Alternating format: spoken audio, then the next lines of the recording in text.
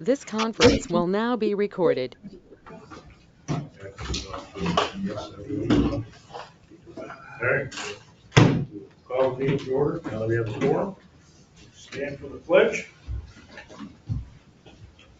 Pledge allegiance To the flag of the United States of America and to the republic for which it stands, one nation, under God, indivisible, with liberty and justice for all. He's kicking it back. Oh Lord, as we gather this day to do the important business for the people of the village of Owego, grant us wisdom, compassion, and understanding. Amen. There.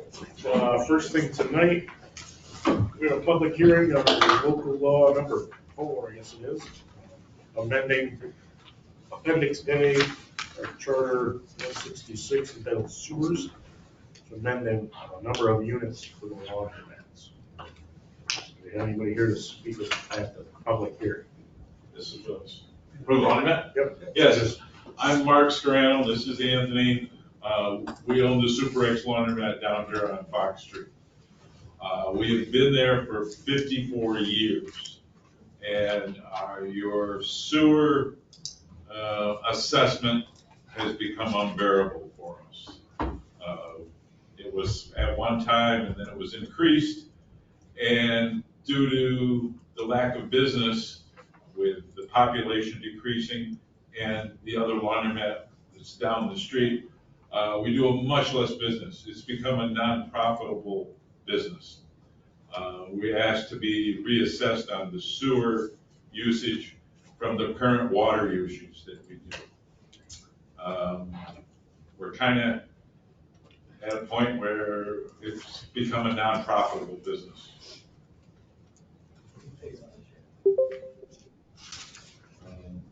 I don't know, does any, I don't know what to say, other than our sewer bill is almost $10,000 a quarter.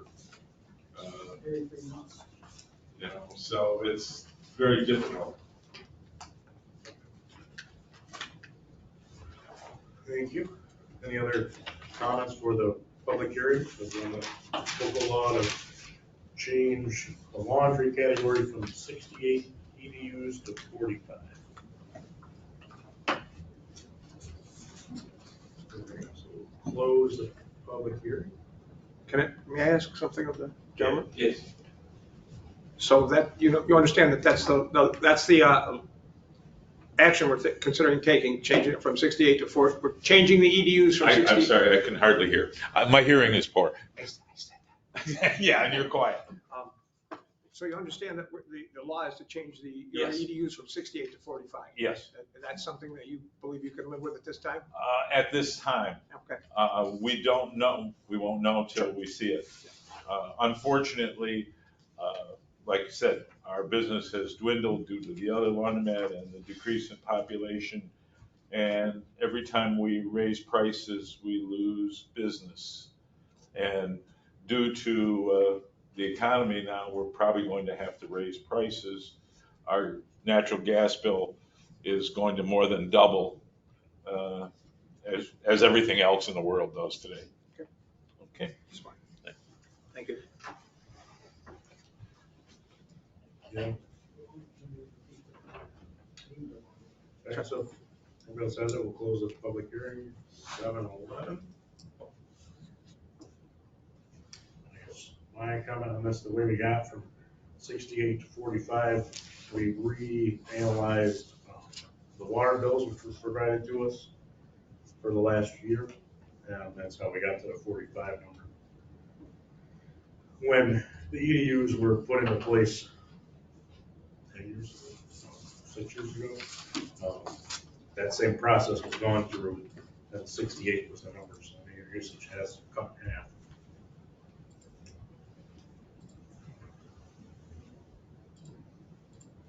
How's it you guys? I move that we would amend local law Appendix A, Charter 166 entitled Sewers, to amend the laundromats from 68 to 45 EDUs. Second? All right, any discussion on that? That won't take effect immediately. That will require a 30-day waiting period for permissive referendum. Well, that's a neat question, probably.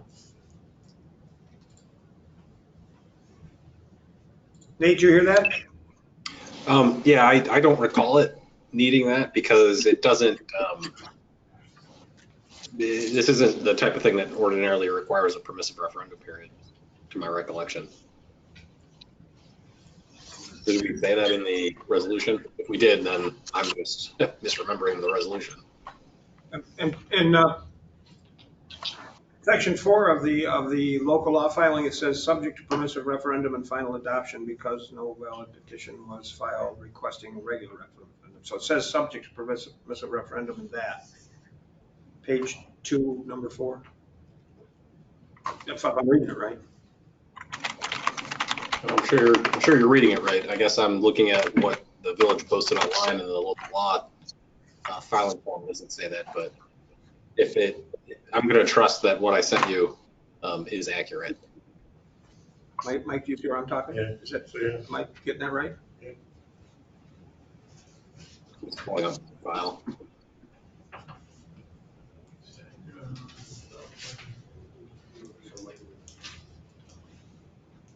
Does that mean we can't pass It looks like days or No, we can pass it, but they have 30 days to? 30 days to, well, it actually doesn't say the number of days, but there's some period they would have to do a permissive referendum. Yes, is it 60 or 90 maybe? I think it might be 90 days. so. I'm looking at my files. I don't see anything referencing a permissive referendum in it.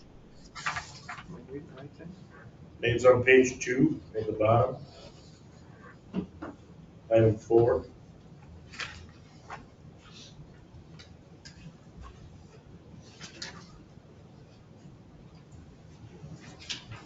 I'm telling you, I'm looking at my file. I just see my local law to amend it, not saying anything about requiring a permissive referendum. Again, this is because it's a sewer change. It's the type of thing that would require a public hearing. But I'm not okay with permissive referendum requirement. Maybe that's just a. So Nate, on that second page, are they all supposed to be striked out besides number 1, which is filled in? Correct. Yeah, that's the local filing form. Right. Yeah, number 1 should be filled in. Okay, I see what you're talking about. Does number 4 not apply? Number 4 does not apply. Okay. So see how number 1's filled in? That's the only one that applied. Okay, So I will- because it's just a flat form, okay. I will say, you made me think I was crazy for a second. And it does on the first page, section 4, effective dates, says this law shall become effective upon filing with the Secretary of State. Correct. So no referendum. Thank you. Any other questions, comments from the board? All right. This will be easy. Vote. Rusty? Yes. Laura? Yes. Ron? Yes. And yes. All right. Good to go. So, Done, So Joe. we're all set you're there? all set. I'll take a break in a couple, 2 or 3 days, we send it into the state, Okay. by your next sewer. Laundromat will now be 45 EDUs.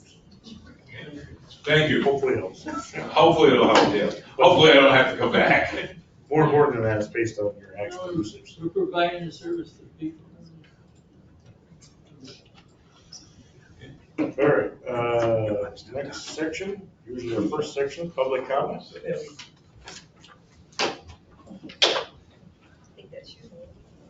for public comment? No, we're HOM. How you guys are- Thank you very much. Good job.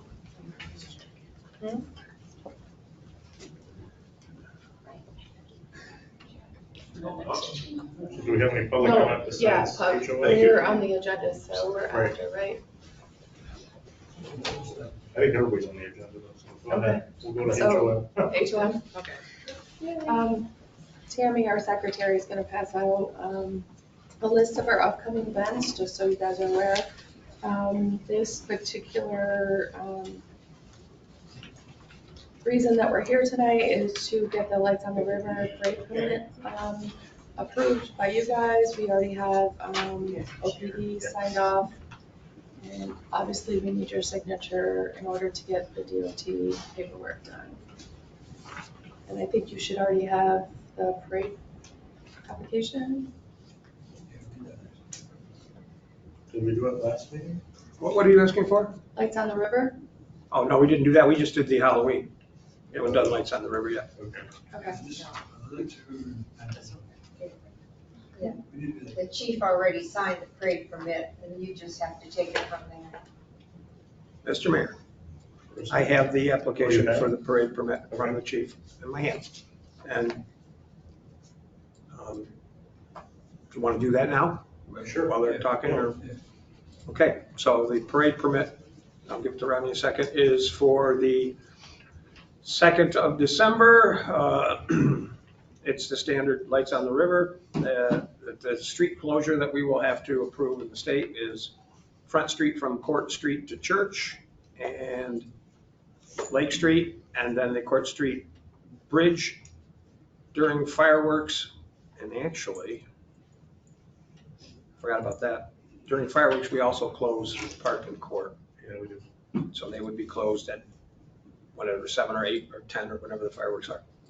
So that's the asking for street closures. And yes, we always mix the parade permit with something that we haven't yet developed, which is an event permit. But they're asking for permission to have the event and to have the street closures. Okay. And the police chief has, as you say, signed off on that. This permit is from him. Okay. Mr. Winchell will be preparing the full plan. Yes. plan. Is there anything else we need to know about that? I don't have any questions. Pretty standard every other year, right? Yeah. Yeah, there's no changes. We do want to make you aware of one thing that we're working on right now, and we have already secured the tree.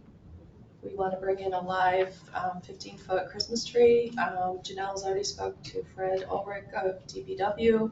He's totally on board with it, and I don't know if we've chosen space that we want to erect it.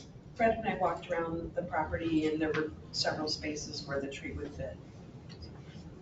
So we'll have it What property? on courthouse, on the courthouse.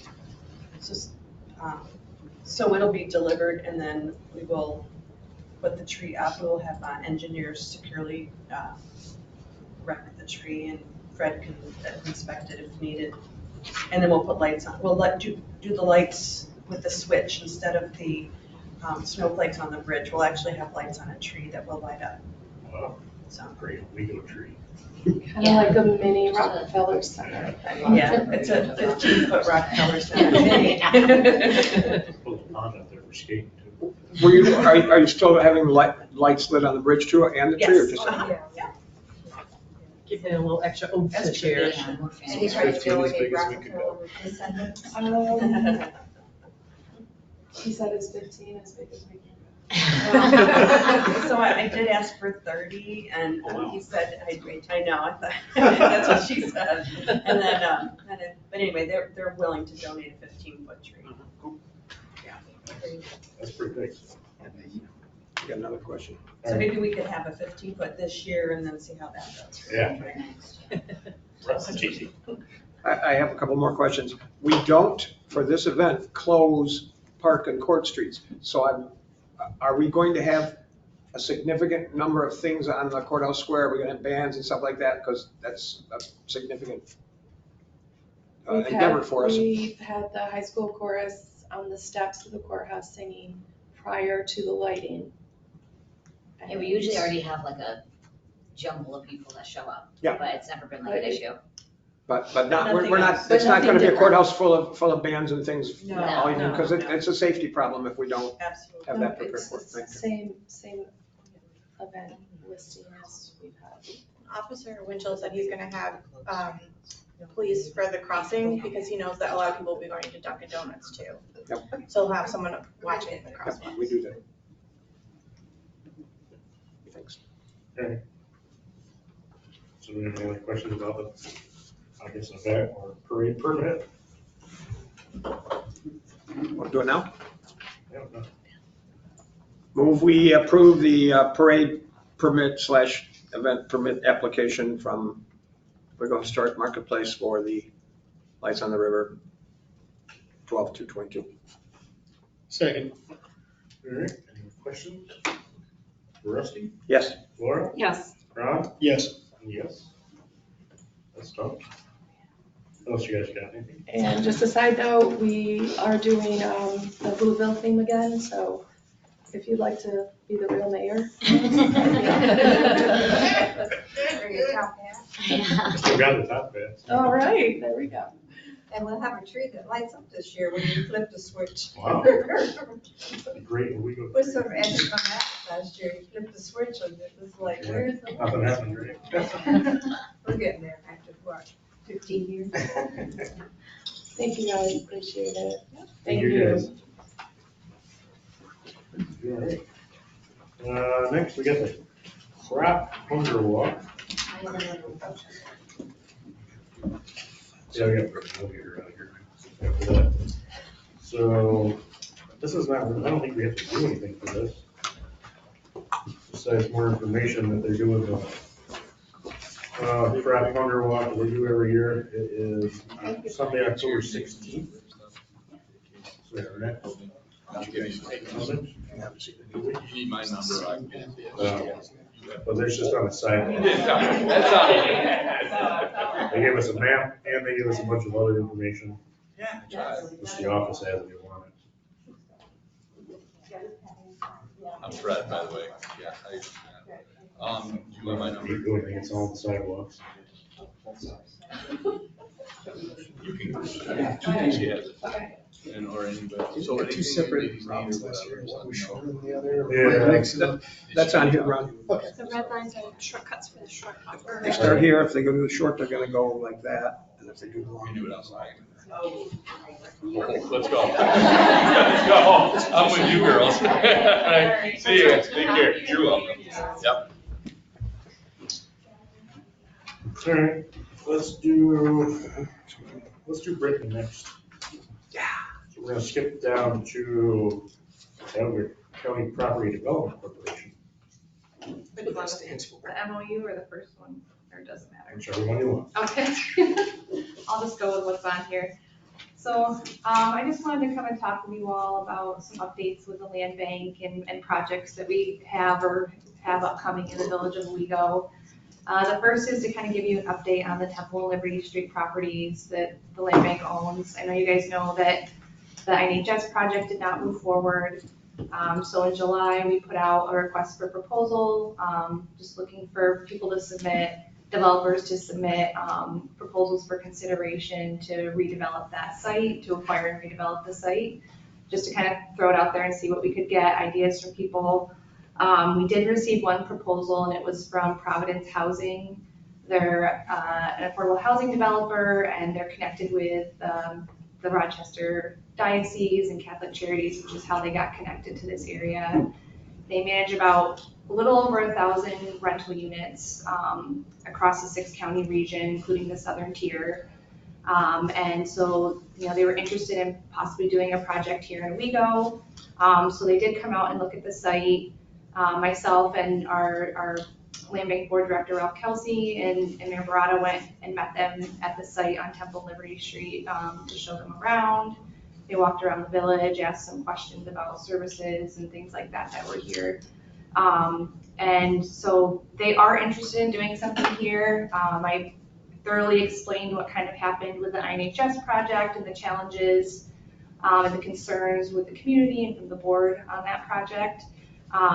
They are not proposing any sort of 3-story apartment building. They were thinking about wanting to do either a mix of single-family homes, 2-family, or 3-family.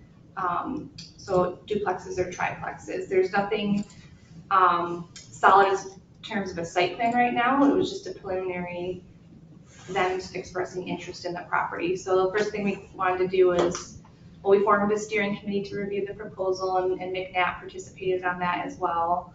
And so our next step is we wanted to come here and talk to all of you all, let you know that we have had this interest from Providence, and get feedback from all of you if their preliminary idea of a mix of some single-family homes or duplexes or triplexes would be agreeable. It'd be 2-story, it wouldn't be the concern with the 3-story height. They'd follow all of the village's flood damage prevention regulations. They also, as a next step, they would want to have our land bank board and you all and any community members come and do a site visit to some of the properties that they own. They own 2 in Elmira, so that's their closest ones to us. They would work with a local property manager to manage the properties here, since they are based out of Rochester. And then after that, they really want to talk to the neighborhood and the community before they ever, sit down and really develop a site plan. So I just wanted to come here and share that information with you all, so you're included throughout the whole process, and get your feedback on what you think of that preliminarily. 2 questions pop into my head right off the bat. Sure. Is this going to be a pilot or a tax exempt kind of project? So it depends on the uses. So typically, affordable housing developers like this, they don't do single-family home construction. The state just released a couple of weeks ago a new program that heavily subsidizes that development. It's always out of reach for people to build those kind of projects. So if they do include a mix of single-family homes, those would be sold. So those would be taxed.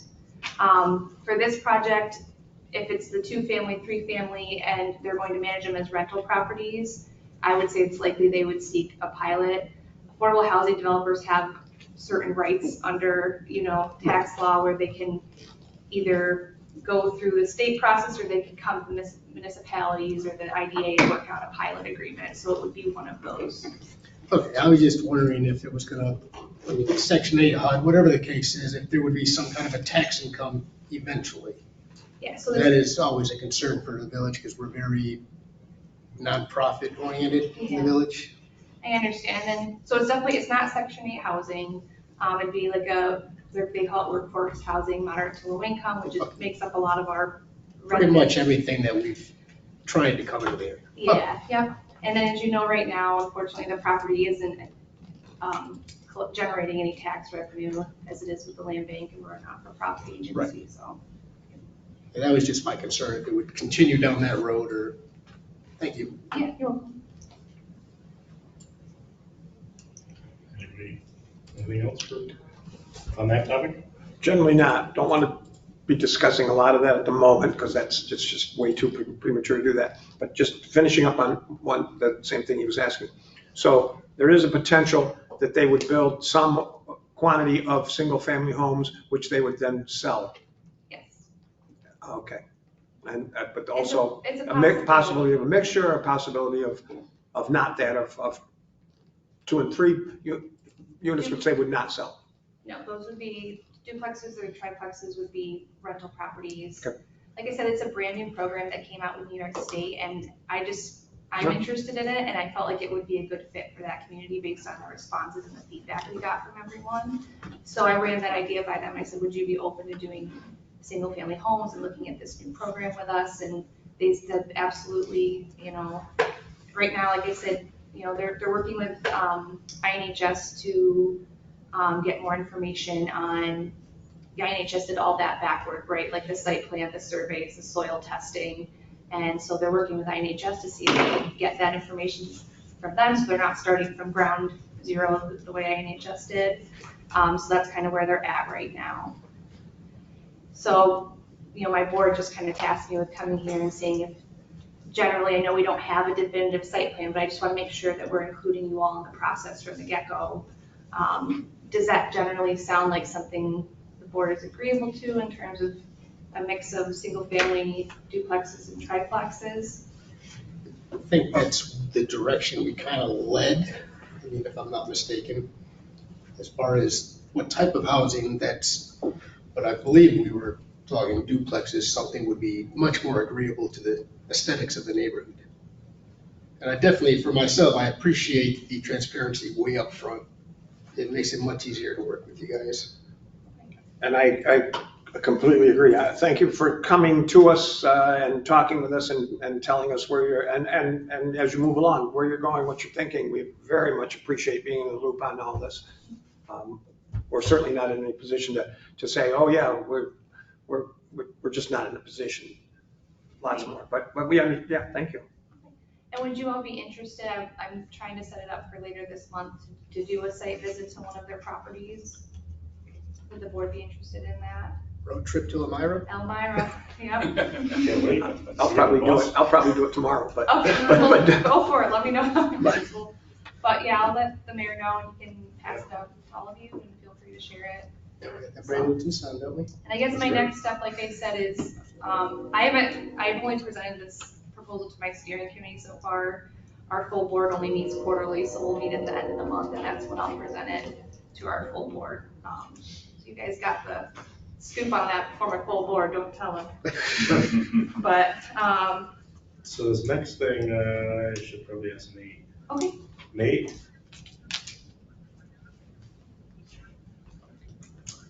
Can I vote on this next MOU? Is this an MOU that I've seen? Yeah, for the properties? Oh, for the two properties, right? Yes, I don't, from my perspective, there is no problem with the board taking action this evening. I did review the MOU. I talked with the land bank's attorney, the mayor. You know, I certainly understand it. It's fairly straightforward. No problems on my end. So I can vote because I'm treasurer of the land bank? Sorry.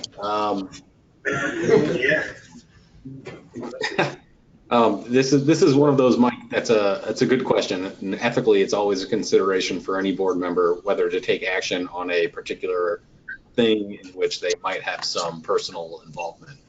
I don't believe that you have any personal financial benefit or gain from this particular matter.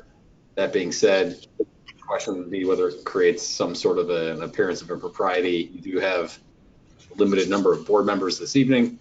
However, if this is something that can be pushed off to the next meeting, you know, Mike, this is going to be your personal decision whether you recuse yourself or not. Right. Are we moving along, Mike? We're done with that other piece, or we're moving on to the. Yeah, onto the MOU. Onto the MOUs. What's the timeline of those properties and the demolition?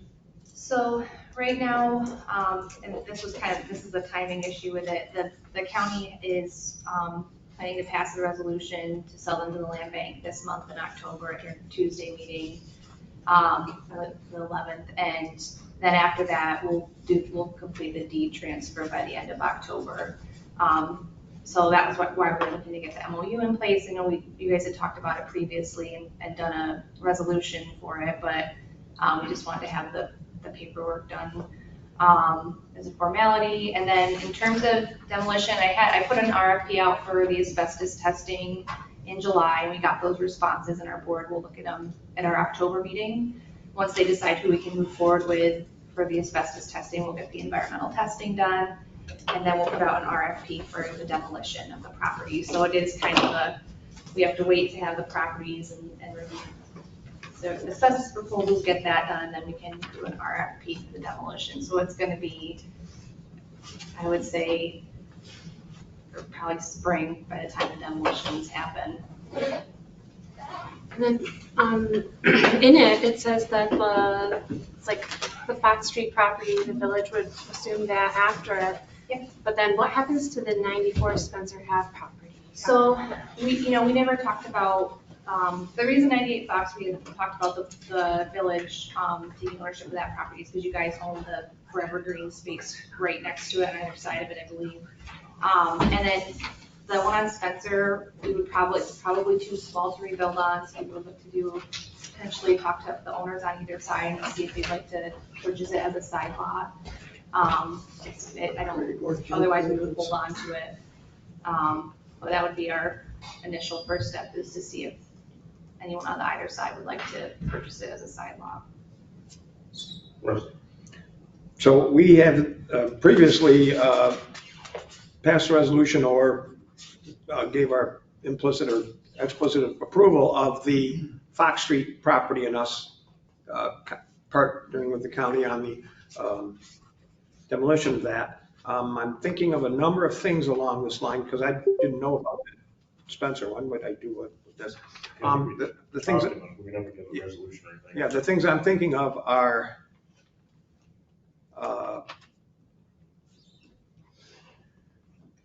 whether or not we would want in a memorandum to establish I don't know if there's numbers here that can go sky high. So whether we would want to establish a maximum number rather than a 1/2. That's So one we thing. did have a very high rough estimate for Fox Street, like 60 grand. It was 30 to 60 because there's no way for them to be able to tell you what kind of asbestos is going to be in the property. So for me, that's a consideration of whether or not we want to get involved in a straight half or whether we want to establish a maximum for us. That's one thing. And then another thing that is of concern to me is not that we don't partner, because we keep talking that we want to partner with lots of things, but are we going to now be doing this many times? Are we going to potentially be doing this to the corner of Spencer and Main? Are we going to be doing it up by East Front Street? Are we going to be doing it to multiple properties? I know this memorandum isn't that, but what's our looking at? Is this something we're going to be establishing and be doing a whole lot of? Don't know. Just saying. I would say no. Yeah, just a thought on my mind about that. So anytime the land bank agrees, we're a not-for-profit agency. We rely solely off of grant funds, and everything we do, for the most part, we operate at a loss. What it costs to demolish a property versus what we're able to sell the lot for is marginal. So I know you guys understand that. So a lot of the ways our land banks and land banks across the state succeed or continue to take on projects is by partnering with the municipalities and having villages buy in. And so I think that's something our land bank is going to be taking into consideration more, is how can we make this a partnership for all of us to be advancing this community. So, for these properties, that was our board's contingency on agreeing to taking these properties on. If 98 Fox and 94 Spencer. So if we don't have that buy-in, I have to go back to my board and see how they want to proceed. So we'd have to, at least for now, pull the properties from being transferred. And the county would have to decide if they want to hold on to them or if they want to put them back out for tax auction. So at this point, for these properties at least, that's the direction I've been given by my board. So I don't know if that helps with any of it. I think we take each property on a case-by-case basis. If we feel, 98 Fox Street, for example, we know there's not really anything that can be done with that after it's demolished. It sits very low in the floodplain, we all know that. Those other properties were demolished and are forever green right around it. So we'd want to be responsible about what we were doing with something like that. 94 Spencer, there's again not a lot that can be done with that lot. It's so tight in there. It's not big enough to be rebuilt upon. We're considering 247 Main Street as well. I know you mentioned that lot, but we are trying to look for a partnership on that that's private. So I think we have to take each project on a case-by-case basis and see if it's a priority for you all to have them demolished or rehabbed or whatever the case may be. But I can't say that I'd never come back and say, are you guys interested in partnering on this property with us? Is it important to you? We have an opportunity to acquire it. I guess I'll say from a land bank standpoint, this idea of partnering with the land bank is not just in Owego, right? We're doing it with other municipalities or private people as well. The only thing that, jumps out to me, we passed a resolution for Fox Street. I had no problem with that. All of a sudden, Spencer showed up and it's kind of thrown into the mix. I would much rather do this separately. I mean, because they're two separate properties. In Fox Street, we're getting something for our money. Spencer, not so much. I mean, I live literally right across the street, and I would rather not see those property owners get that property. Well, we could look at another alternative. That's just typically how we handle lots that are too small. Anybody could really buy it. Doesn't necessarily have to be the person on either side. It'd I mean, be I know one side is another rental. condemned building, for lack of a better word, Yeah. and the other side was a rehabilitated building, so maybe they would, I don't know. And if But the village there's- is interested in acquiring that property, we can do that as well. I'm just saying, like in Waverly, we did 9 demolitions in Waverly, and I think we only were able to resell 2 lots that were big enough to be rebuilt upon. So the only people that were actually interested in the smaller lots happened to be the neighbors. So if we want to look at something different, we can do that for that. I mean, there's a lot of code enforcement nightmares on Spencer toward that end of the I gotcha. street, which I used to is, live there too. so, I know. yeah, we're neighbors. Yeah. But, I mean, that is one of the concerns, not just myself, but people within the village. Yeah, That we absolutely. not exasperate that issue. So yeah, we absolutely can look at something different with that. And I apologize on 94 Spencer. I guess I thought you guys had discussed it.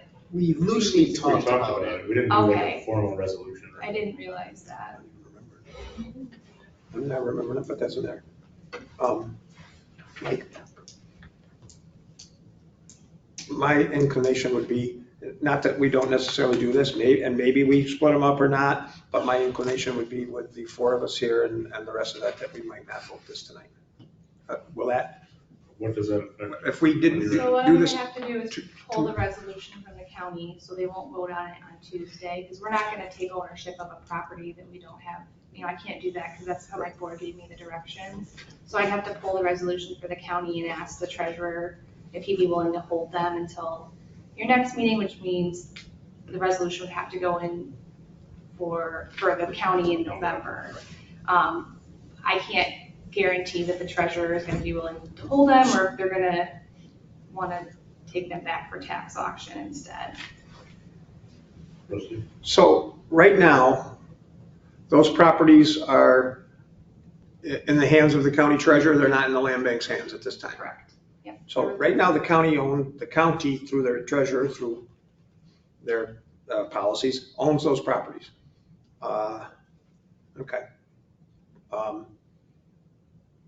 Just thinking, yeah, you don't want to know what I'm thinking. We don't own them, the county owns them. This is not nice, they're the county's problem. Although it's in the village and we want the village clean and nice and we want all those things, but. And so our partnering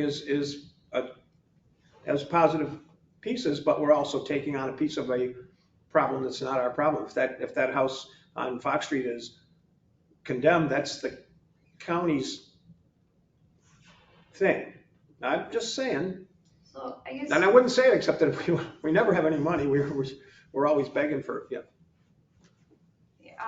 I guess, is there concern with 98 Fox Street, just because I know you guys already passed the resolution supporting that? I could, if you want to separate out 98 Fox and 94 Spencer, we could do that, and I could just have them pull 94 Spencer from the reso if you guys aren't interested in us doing anything with that property. I think tonight, at least from my perspective, the issue is that the community may view him as kind of shouldn't vote, or should, I mean, I don't know how the community will fall on that, but I would hate to give somebody ammunition to say, you didn't do this properly. And I think that is where the basis, at least in my opinion, where we're falling. I would think Fox Street would be less controversial. Right, because we've already. You guys already passed a resolution, Right. which I think I abstained from, so. But I mean, we already dealt with that property, at least in my mind we did. We knew this was coming. So if we just scratch Spencer off of this and do that another time. I mean, I don't know if other board members would want to be involved in it. I imagine they would, but I mean, I'd hate to put all that burden on your shoulder and just anything that might take away from the integrity of the office. I'd be comfortable voting for Fox Street just because you guys already passed it. And this is just paperwork at this point, saying that we're gonna do it. And I would be fine with that. I don't know how my fellow board members feel.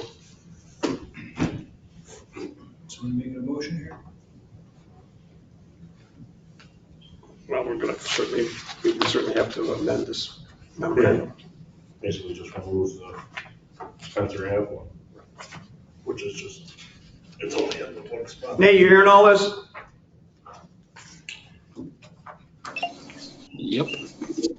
Yep. Man, a few words. Can we remove from the memorandum the property on Spencer Street and just pass the memorandum for Fox Street? It would be a motion to pass the resolution or the memorandum, or to approve the memorandum as amended. So you all need to be just real clear about how you are amending it.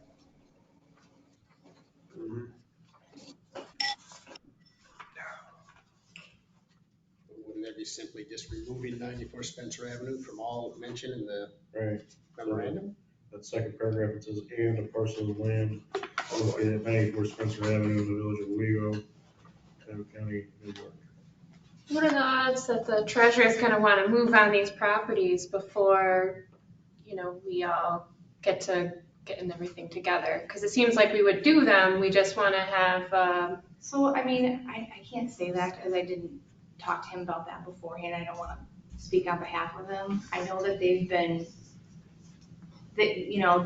held them from tax foreclosure, which means, for a while now. So I think I could go back and pull the reso and just tell them we're gonna try to do it next month, as long as you guys are agreeable to the MOU, but I don't know that unless I talk to him first. Rusty? The treasurer's already taken these properties. The treasurer has these properties, he just didn't put them in the tax auction. Yeah. So the county and the treasurer own these properties, he just decided not to put them in, with these considerations, not to put them in the tax auction, whatever considerations, he decided not to put them in the auction. There's not another tax auction for another year, he's not gonna be putting something in a tax auction. okay, yeah, so nothing's gonna happen to them in this meantime. Yeah, I mean, I'll have to talk to him about it. I I don't guess know somebody when they plan to do another Quote tax buy. auction. Somebody bought them, that'd be great. They already Well, had that'd be an auction awesome if both times. somebody wanted to buy them, but.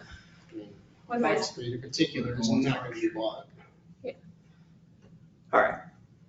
So if we don't do this tonight, and we clean up the memorandum and do whatever we do before next meeting, and have some more people here or whatever, and then the legislature can't do it till the beginning of, although if we do that and clean it all up and decide by next meeting that we want to do it, you'll have it from us. And then the legislature will decide in their first meeting their meeting in November whether they're going to proceed along it. That just throws the RP off a little bit. You said it wouldn't happen till spring anyways. Yeah, Probably. it I know you want to do it. no. No, You I'm not. know what I'm here as a service to you all and trying to help you all out. I know, our board could direct our funding to a number of communities throughout Owego County that are in need of these projects. So if these projects, if you guys are interested in them, that's great. Let's move forward and do them. We can wait until next meeting, that's fine. I don't want to put any pressure on that way. But if there isn't interest in the board, then we'll just redirect the funds to another community, and that's perfectly fine. I just know that this is the timeline the county wanted to move forward with. The treasurer's office has held the properties for a while because we have to kind of get our ducks in a row with funding and making sure the land bank board was interested, and we only meet quarterly, so they've been holding the properties for a number of months. So this is, they were interested in moving forward with in October, but like I said, I can pull the reso. I just didn't realize there would be, just because I knew you guys had passed the resolution, I thought we were just formalizing that one. And if there was at least one more board member here, this would be a gotcha. totally different conversation. Absolutely, I gotcha. It just, you happen to pick the one night where. Right? My bad. No, you didn't do it. It's So many actually the things. mayor's fault for being on so many boards. So many things get in front of us with these time constraints, not your fault, but we just have thing after thing after thing. Oh, we got to do that tonight because this time, that just happens an awful lot. So what do you want to do, guys? I do believe the next meeting with more members Okay, Lauren. to vote on it would be great, but we all seem like we're positively for improvements in the village and. Can we separate it? Do we want to separate it and do the separation tonight? Do we want to wait for the? We could separate it. It's a big, I don't think it'd be a big deal to do. I mean, to separate it is, all you do is take out Nate just seemed to be worried about the 94 language. Spencer Ave and then the tax map number. Other than that, it doesn't mention Spencer Ave at all. It mentions 98 Fox again because we're gonna take the property, but it doesn't mention Spencer Ave. If it's easier to wait until next time. It's up to you guys, whatever you want to do. It would probably be easier from a legality point of view, just so we don't have to do this separation. Because I believe the board will be in favor of this, but I obviously can't speak for the other three members or the two next to me. I got you. Yep, we can wait if that's easier for you all. Like I said, we'll just hold a reso and we'll wait for the county until next month if they're agreeable to that.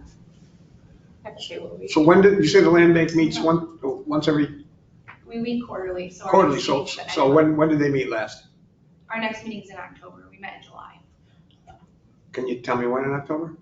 Let me grab my calendar, absolutely I can. It's after our second meeting, I think. What's after? It's, is that It's October? It's the Yeah. 26th, Rusty. Because our meeting's the 17th. After the 17th. So, yeah. Yes. So you were speaking that possibly, the land bank has to decide what to do and they want to put their funds and their things here and there. But if we just hold this 2 weeks, we would still be potentially taking action before the land bank meets. Yeah, it's not the land bank meeting that's the timing issue, it's the county's legislative meeting. That's the Okay. timing issue, but Because they wouldn't meet again until November, no, right? but they only meet once a month, yeah.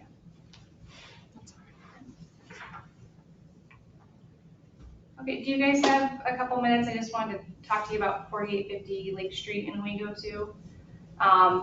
The county, you guys passed the resolution supporting that project. County's submitting, or in the process of submitting a Restore New York application for the former Owego Trails building. For that application, we were going to be working with, the county acts as the grant applicant and then you grant the funds to a developer who actually takes on the project. We had a local developer lined up for that and he was interested in moving forward. He was going to get an option on the property. And just about a week and a half ago, I found out that the developer had to pull back just because he has other projects going on. So we're trying to kind of pivot at the last minute because again, we'd love to see this building restored for your community. And so the land bank agreed to consider acting as the subrecipient of the funds. And in order to do that, they'd have to get an option in place with the current property owners, which that's a little in transition right now. We don't know who the property owner is. It should be settled tomorrow and the deed should be transferred. So we've been talking to them and their attorney. And we've come to an agreement on a purchase price. It would just be an option agreement for now, contingent on receipt of the full grant funds that we would need to rehab the property, that it would appraise, and a couple of other contingencies in the option. The seller came back and we were okay with the purchase price, but wanted consideration for the option agreement. Initially, they came and said they wanted $10,000. Obviously, we're a nonprofit. We can't commit to that. And they weren't willing to put that $10,000 towards the acquisition price if we close. So essentially, we'd be paying another $10,000 above the purchase price. And if we don't move forward with the option, they wanted to keep the money. So obviously, our board can't agree to that. Like I said, we have to be responsible about where our funds are used, and we're a nonprofit. So one thing that they considered, I didn't know if this was possible, and I wanted to run it by all of you, is I know there's an excessive amount of fees pending against them due to code issues. And so if there was a way to forgive that, they might be willing to waive an option price. Like I said, I just wanted to throw that out there and see if it's something that's even possible or the board would consider. Unfortunately, if we can't come to a resolution on that option consideration, the land bank can't take the project on. We should probably ask Nate if that's even possible. I don't, yeah. Because he knows more about the fees that are pending and what they're up to. We may, So I actually do not know exactly what has been issued from a code enforcement perspective for notices of violation. And then I believe my office might actually represent one of the persons involved in the litigation involving ownership of this property. So I believe I might have a conflict on this one. Okay. Rusty? So I don't know how many of these things we should be talking about in public. Not sure how much we should be doing that, but, so without talking about some of those other things, I mean, we know the two parties. Are you allowed to tell us? You said you thought that might be settled in a day. Yes, yeah. Okay, but Nate can't be talking about that. I don't know what we're, That was just kind of our understanding. That was our Yeah. understanding, that it was the deed was gonna be back in the original property. original, okay. Interestingly enough, on the option part, once again, I don't know how much of this we should be talking about. On the option part, it's not like they got a pile of people lining up to buy that building. I also wanted to let you guys know, because we did go out and look at the site with an architect that's putting a cost estimate together. There's standing water on that roof. It's pretty bad. I think the drain must be blocked, and it's very heavy. The architect just wanted us to Great. let you all know, because I think someone's gonna have to get up there and unblock the drain. It's pretty heavy, and I don't want anything to collapse with the roof, so. Somebody's have to come from Washington DC. Someone's gonna have to come from Washington DC to do that. I just wanted to let you know, I don't Great. want anything worse to happen with the building, but. So are there fees associated with when the building was shut off and the sidewalk? Okay. And those fees, do they come up with time, or just it was a one-time thing, or Or daily fee, I think. daily fees that are going on? Okay.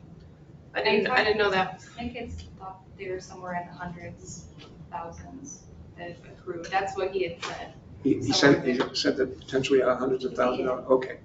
It's to bring up 100,000, so you don't pay 10.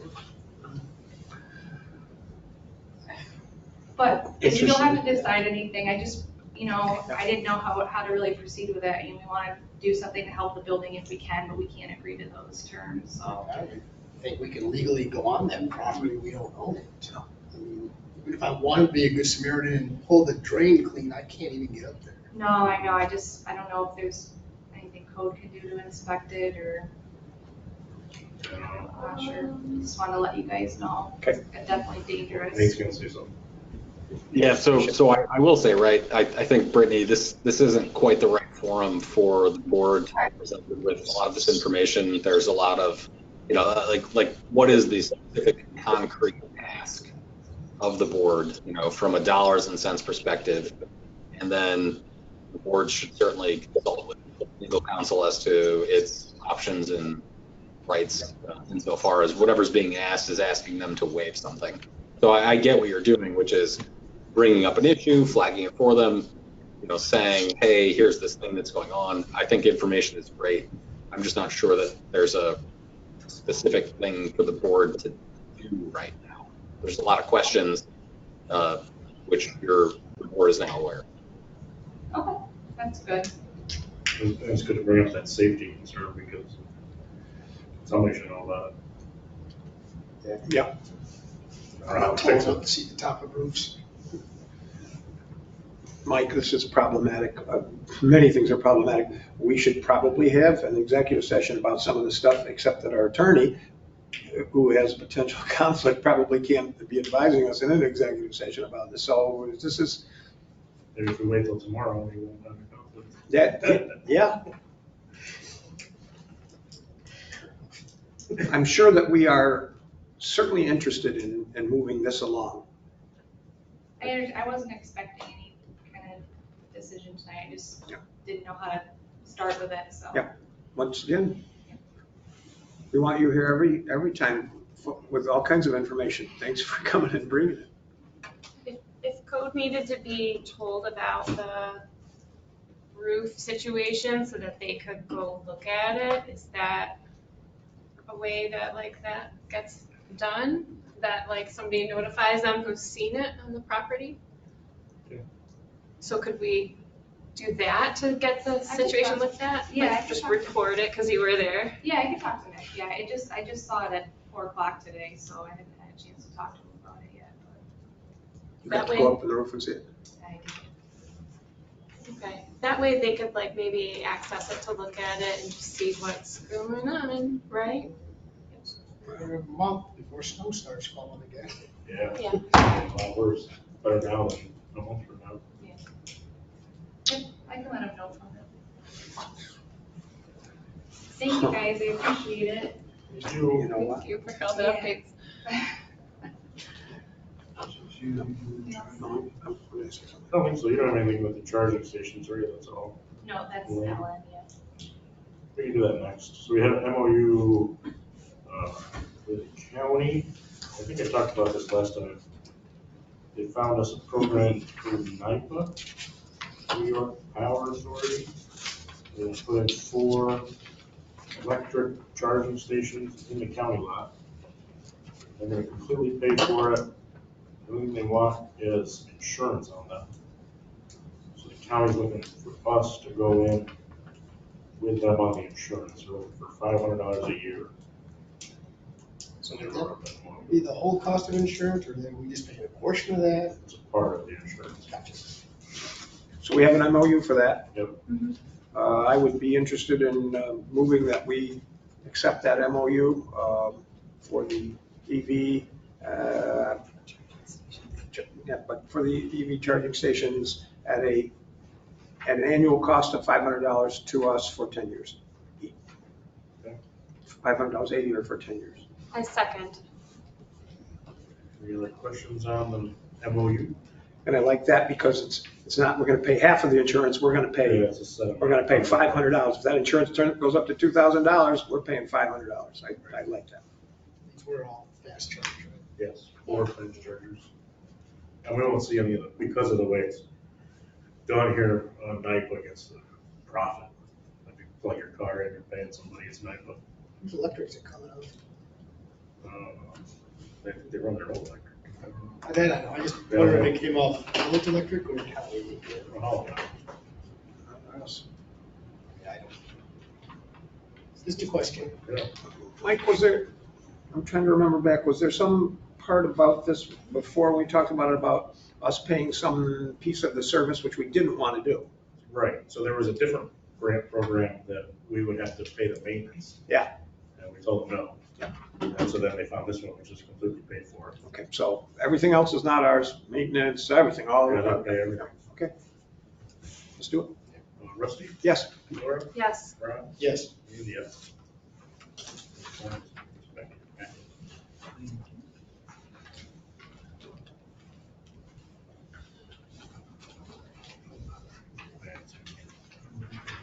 It's on there. Zoning map.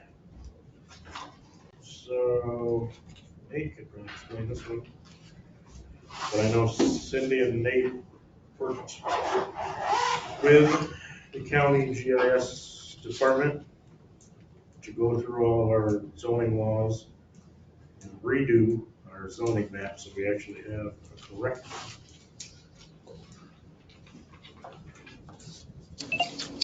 So my understanding is that Cindy herself actually did work with the county on this, that she went back through all of the local laws adopted by the village since, I'm going to say 2002, it might have been 2004.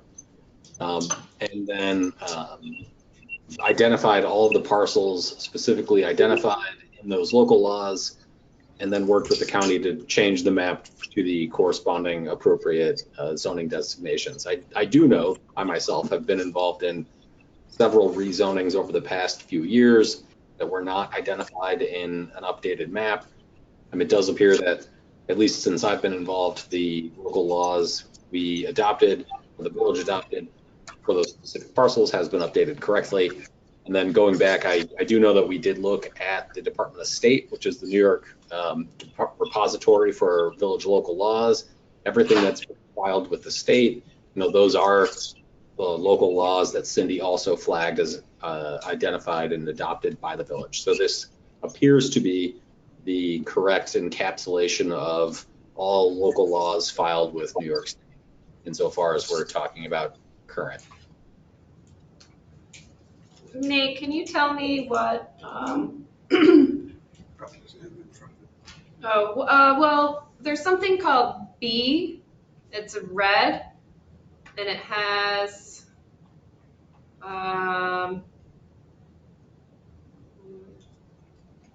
You'll be read as business.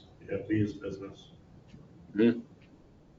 okay, but CB is a central business district, so that's really business.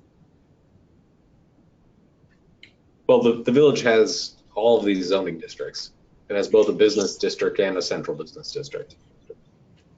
Okay, so B is business, CB is central business district. What's OP in purple? Office park. Office park, Rusty says. Office park is actually an overlay district. And so the office park district, I believe, overlays other districts. Okay, so the office park is an overlay district overlaid over the red business? We don't know. Or, We don't know what's under it.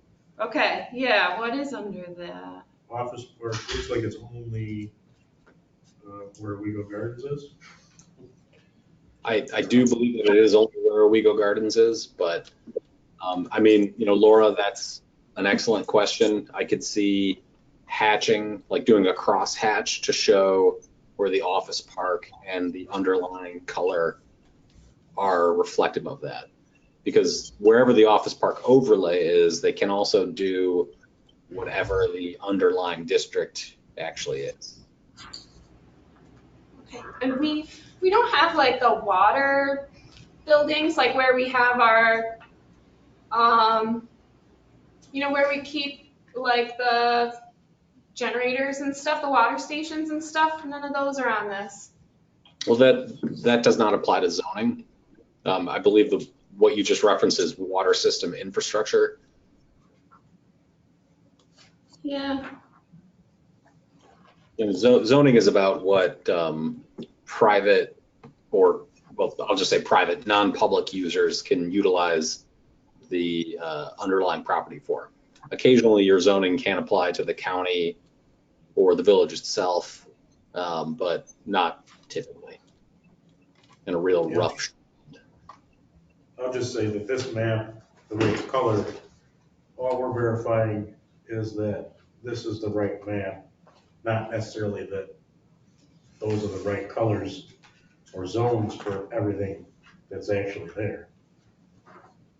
Well, we definitely want to know that the zones are the right zones. I can't. Yeah, but we can't say like, well, it's an office park, but it should be something else. You know what I mean?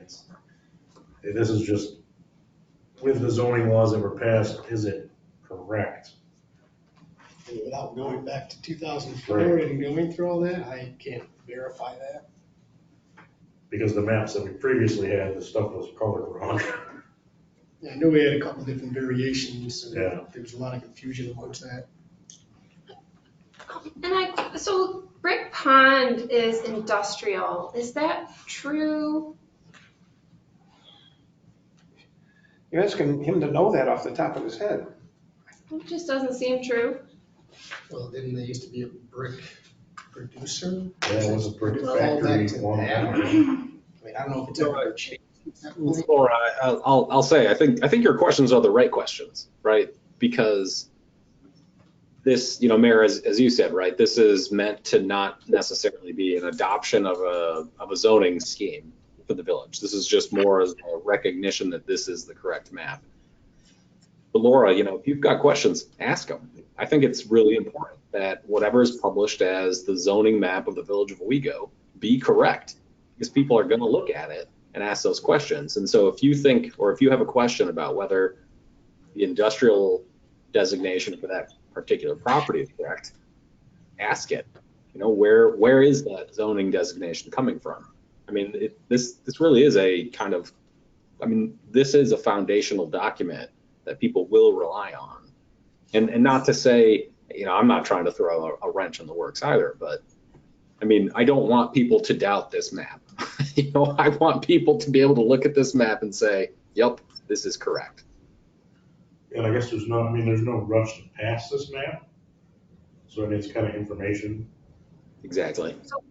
At that corner where Brick Pond is, there's one property that's owned as a business on that corner, and that probably is industrial. But then after that, Brick Pond is a preserve, a nature preserve, and it's owned by a nonprofit or administered over by a nonprofit. Isn't only part of it owned? Isn't ownership split up? Yeah, but it's really weird. this section close by is ours, and then after is owned. Well, Laura, the thing to remember, right, is that ownership does not mean zoning. So it might be zoned industrial, but it's owned by the nonprofit. Zoning is just about what the village has said, yes, you can do that here.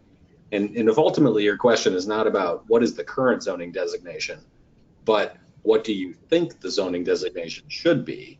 You know, those are two different things. You know, one is what's labeled correct versus is what's labeled, you know, should it be that? I know my comment when I saw this map was to change the central business, which is like a brown color, to a different color. Sure. Mike? It's hard to see it. We are asking a lot of questions of Nate to do off the top of his head.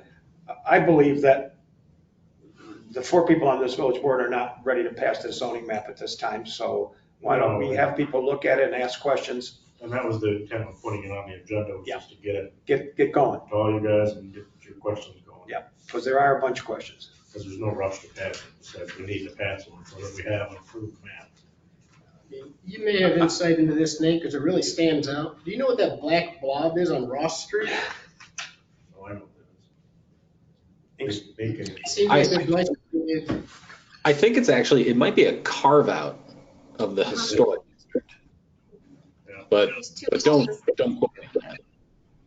that's what I figured it was, but it's very hard to read because it's blocked over by Ross Street. So likely when this was established, certain people made an objection and they were allowed to carve out. I'm guessing, but I don't know. That's true. Which we found when we looked at all that historic district mapping that we went through. I mean, because that is part of the confusion, is the central business district is the same color as that black blob. Right. So it can leave a little area of confusion. That's why I said we should change that color. Yeah. I am nowhere near ready to approve this. Yeah, no, I'm not. And I think, you know, this is exactly, you know, Mayor, exactly why you said bringing it up for discussion. Because folks like the county, Cindy, myself, some of the things like simple legibility, you know, can a person just look at this and understand it? I mean, you guys have really good points about it. I know some of it. So Mike, let's use this as a starting point, as you said, and let's have people look at it And then ask their questions. Talk to Cindy because she's looked up all the laws. Yeah. So she'll be able to tell you why the things are the colors they are. I think the historic district boundaries are too thick to just like see clearly what they actually encompass. And we can print pigments too. Yeah. Which would help a lot. Yeah, and the older I get, I'm still using my bifocals, but it's a little. Let's move along on that. Okay. I mean, maybe we don't need to try to figure out everything right this minute. No, I just. We got a lot of DRS. We have a lot to do on. We have a lot to do on that, a lot of things. Yeah. Start doing your research on this. Make sure see if any of the colors are colored wrong. That's the main question. In the overlay thing. Do we have a color key in our code? Or no, I mean like. Mr. Mayor, may I ask Nate a question? Is the R one here? Rusty? So Nate, as I recall, once again, right or wrong, in our code and law, we had in 1956, this is all not perfectly correct, but just use it as a guideline. We had in 1956, we had a code map, and we grandfathered that in as the official districts, et cetera, et cetera. So if we establish a new map and make some rule about the map, some law, could that law say something along the lines of, this map is the official designator of our districts, boundaries, et cetera, when a conflict arises between this map and what we believe to be local law, the local law will take precedence? Can we put that in? Can we do it? Yeah, right. So I think that there's a difference between a resolution and a local law, right? And so your zoning map can only be changed by local law. So, the action tonight, a resolution to just say, yep, we accept this as the current map of the village of Owego, it's only a resolution. And so if somebody could point back to a local law and say, oh no, even though you adopted a resolution identifying this as the map, it still was incorrect. The resolution cannot supersede your local laws. Now, Okay. if we were to adopt the map by local law, then this particular map would take effect.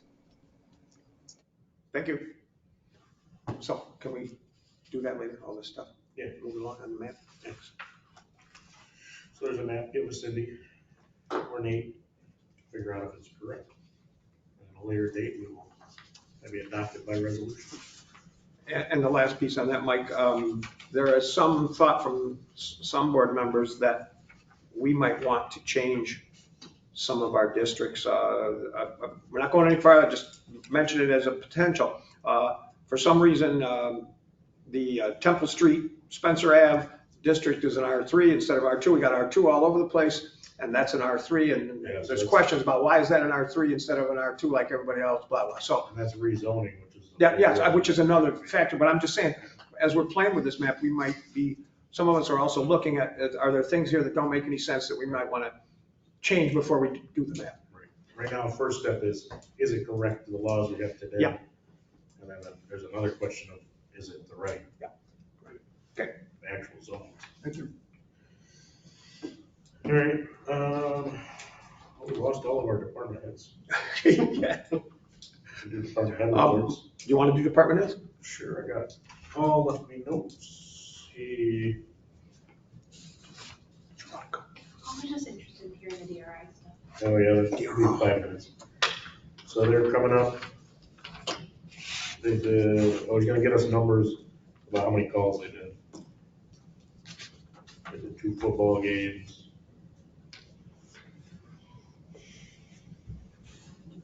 They're onboarding new members. 2031, no issues. 2032, no issues. It's like no issues on any of the vehicles. So. Mike, would you tell me how many calls there were in September?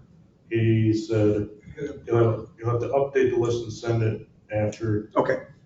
Something with a report. Thanks. Want to do the one with Linda Van Dusen's raise right now while we're on the EMS?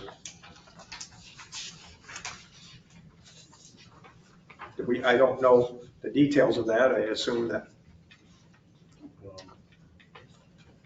The details were she worked one time since then and now. And the amount we set her to pay at, we're paying the other people higher. So when we had hired her, we gave her a certain rate, and part of that was compared to our full-time rate, person's rate, blah, blah. And then since then, we've hired part-timers, and have we hired them at the 25? Yeah. And some of them have left. So we're down on those part-timers again. And so I thought somebody told me that she was considering doing more for us now. Yeah. So we need to raise her up. We certainly need to raise her up to what we were going to gave all those other people, yes? Right.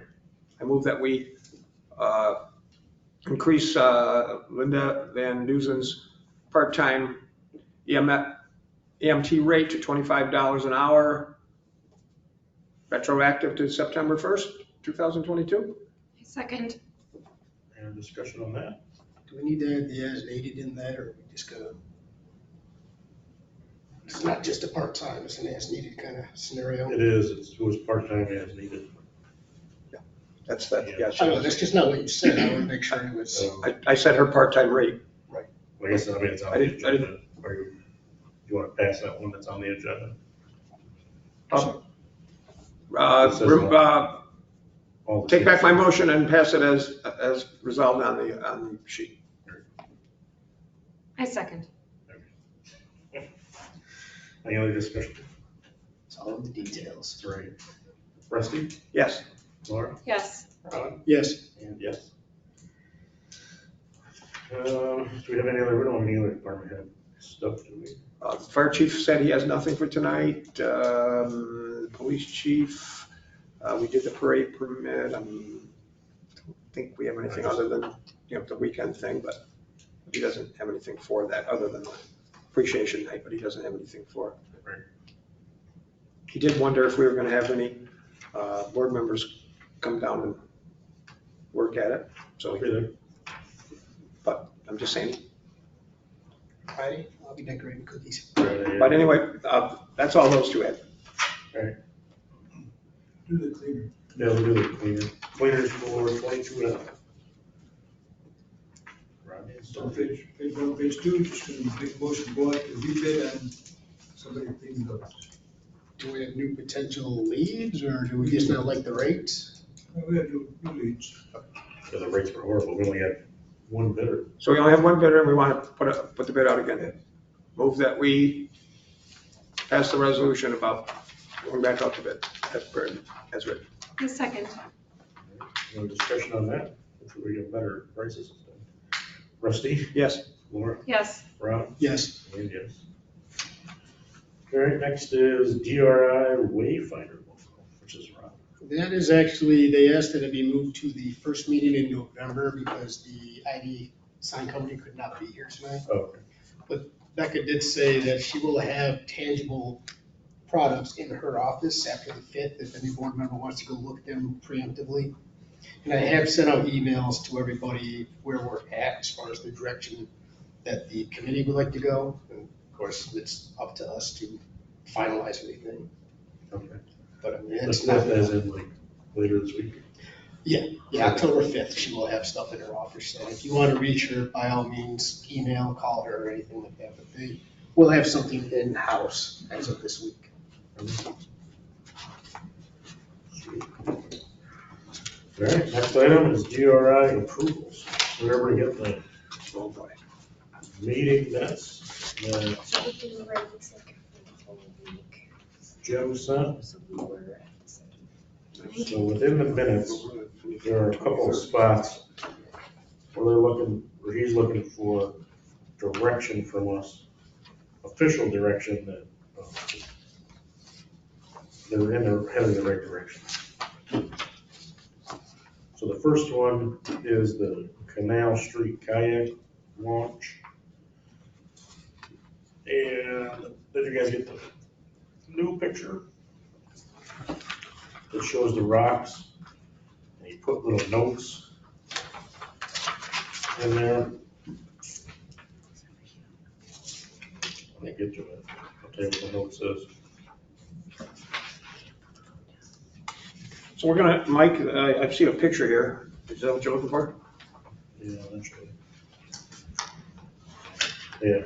And there's some kind of a ramp going into the water and then with potential of rocks or something stopping trailers or whatever from going down into there. Is that the plan? That's the plan. And in there, he's got something typed into that little red box. If you can read it, you can magnify it. In the red box, it says no boat launch, large riprap used to make it kayak accessible only.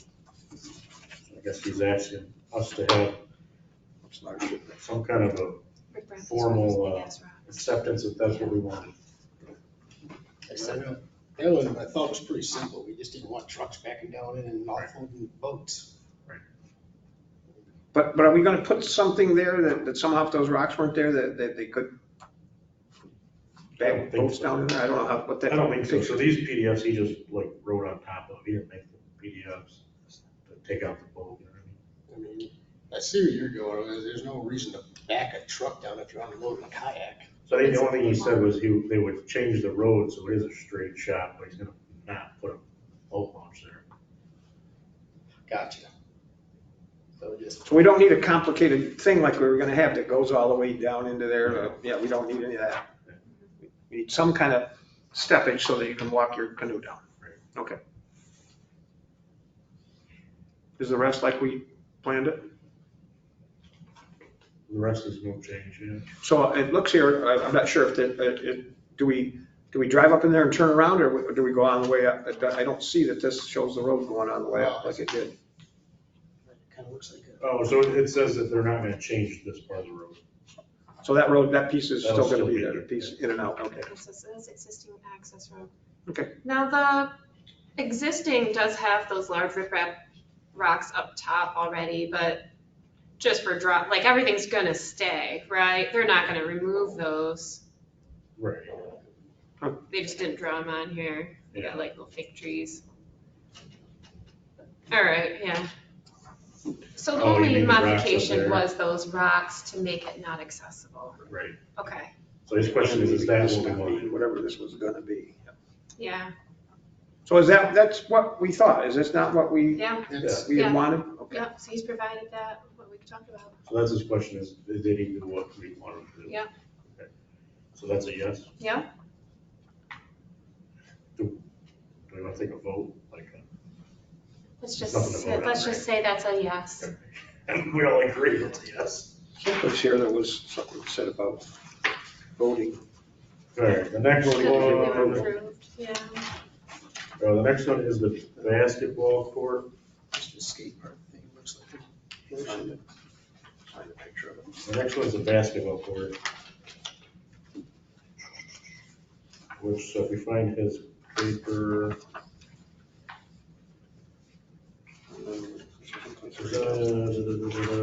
well, this is just about the painting. Right. General decision was accepted to keep this as a blank asphalt surface. So, Save the $5,000 for painting it. right, Oh, without the designs that they still show on there? Yeah. right, Yeah, there's a that- little Okay. red, None of the. So there's a just little red having arrow a that says clear, leave blank, no clear design. pad, all right. And there's no fence between the basketball and the Correct. area, okay.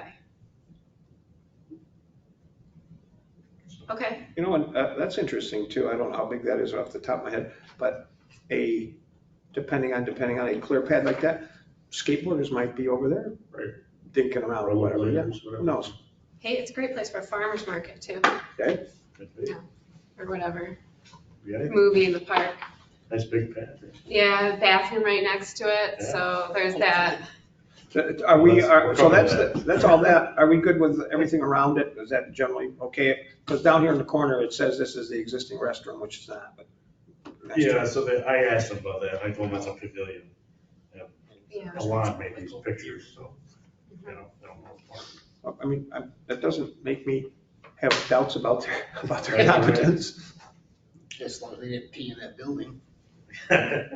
I like that nice big pad like that, because we could use it for anything if it doesn't have tennis court stuff on it. I mean, if I want to play hopscotch, which I don't, I got my little chalk I can just bring out there. That's true.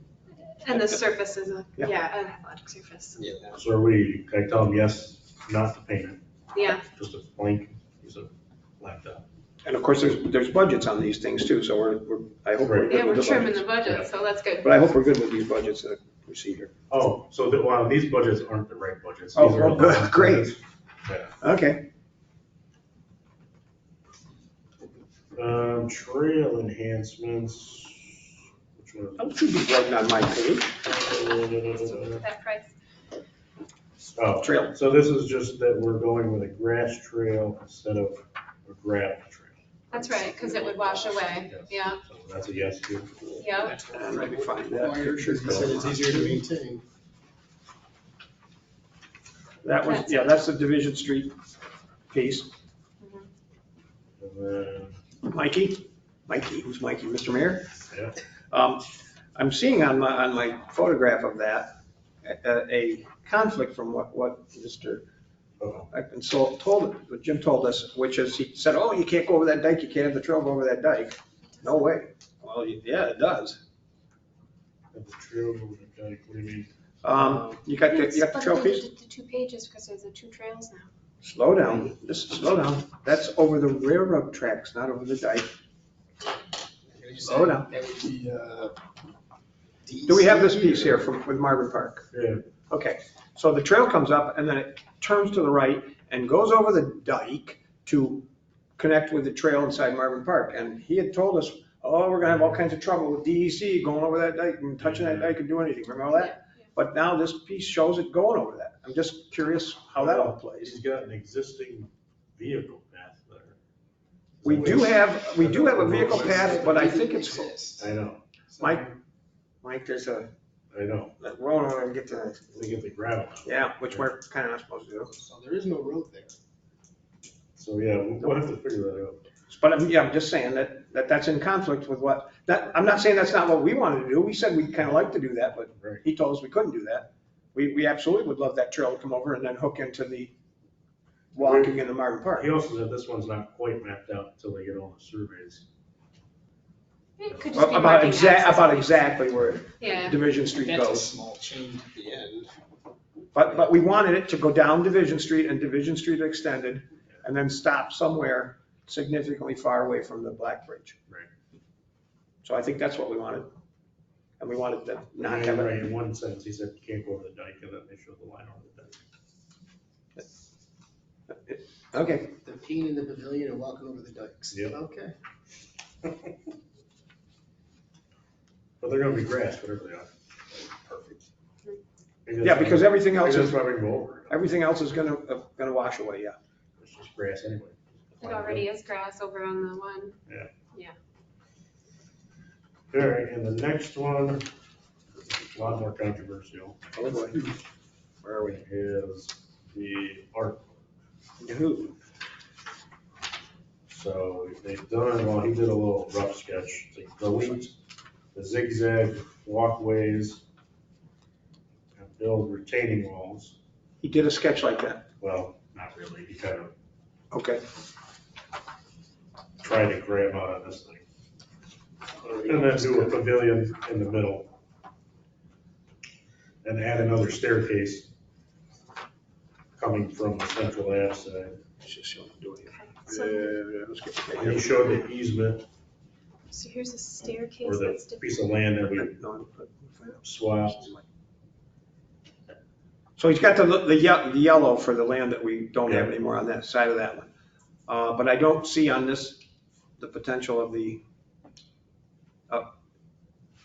did he say here, get rid of the zigzags? Yep. He's got one of them labeled, it says no slope sidewalk. So Has maybe anybody been a over and looked at staircase this? over Has anybody been over and looked at this recently? It's a Okay, very large property. there. No, not large at all. if we did something along these lines, the zigzags and then all those sloping hills where that lines show the different heights, that park is gonna be a tiny little circle in the middle. That whole thing right now without the circle in the middle is tiny, It's not very big. and it would be just super tiny. So the different heights are not different like levels, they're just like That's a a gradual contour. hill. Great. No, yeah, it wasn't like that. It was hillside down, but still it was gonna make hills down into a little tiny circle in the middle. And I know this doesn't seem tiny here, but if you go over there, it is tiny. Yeah, it's not big. So he looked at the idea of taking out the zigzags. Yep. So was Building that, a staircase and then retaining walls. where's instead this, of the hill. Mike, where's the staircase on the Central Ave side? He's got a little, rectangle. The gray rectangle in the middle? Okay. And that option comes out over budget.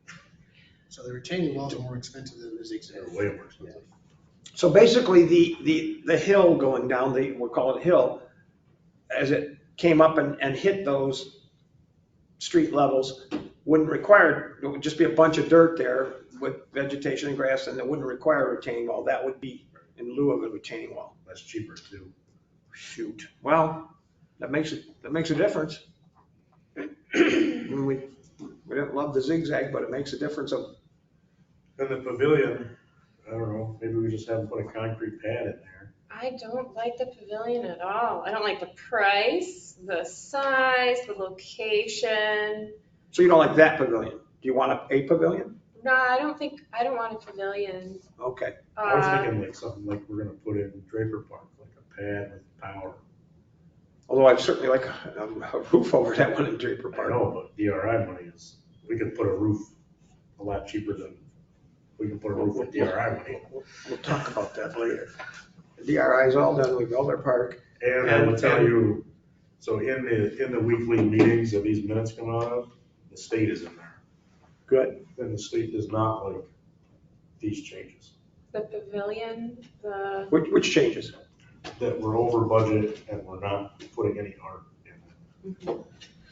So they're okay with the original thing that said we're gonna have to supply a whole bunch of parking spaces, or there'll be an amphitheater in there, I forget some other things. They're okay with some of those things not being there. Yeah. But they don't like the not having art in some format. What was the other one? Over budget. Well, right, so if we're over budget, there's never no money for art. The option that they originally proposed, there was a little bit maybe for art. Well, Becca has approached me, Tioga County Arts Council.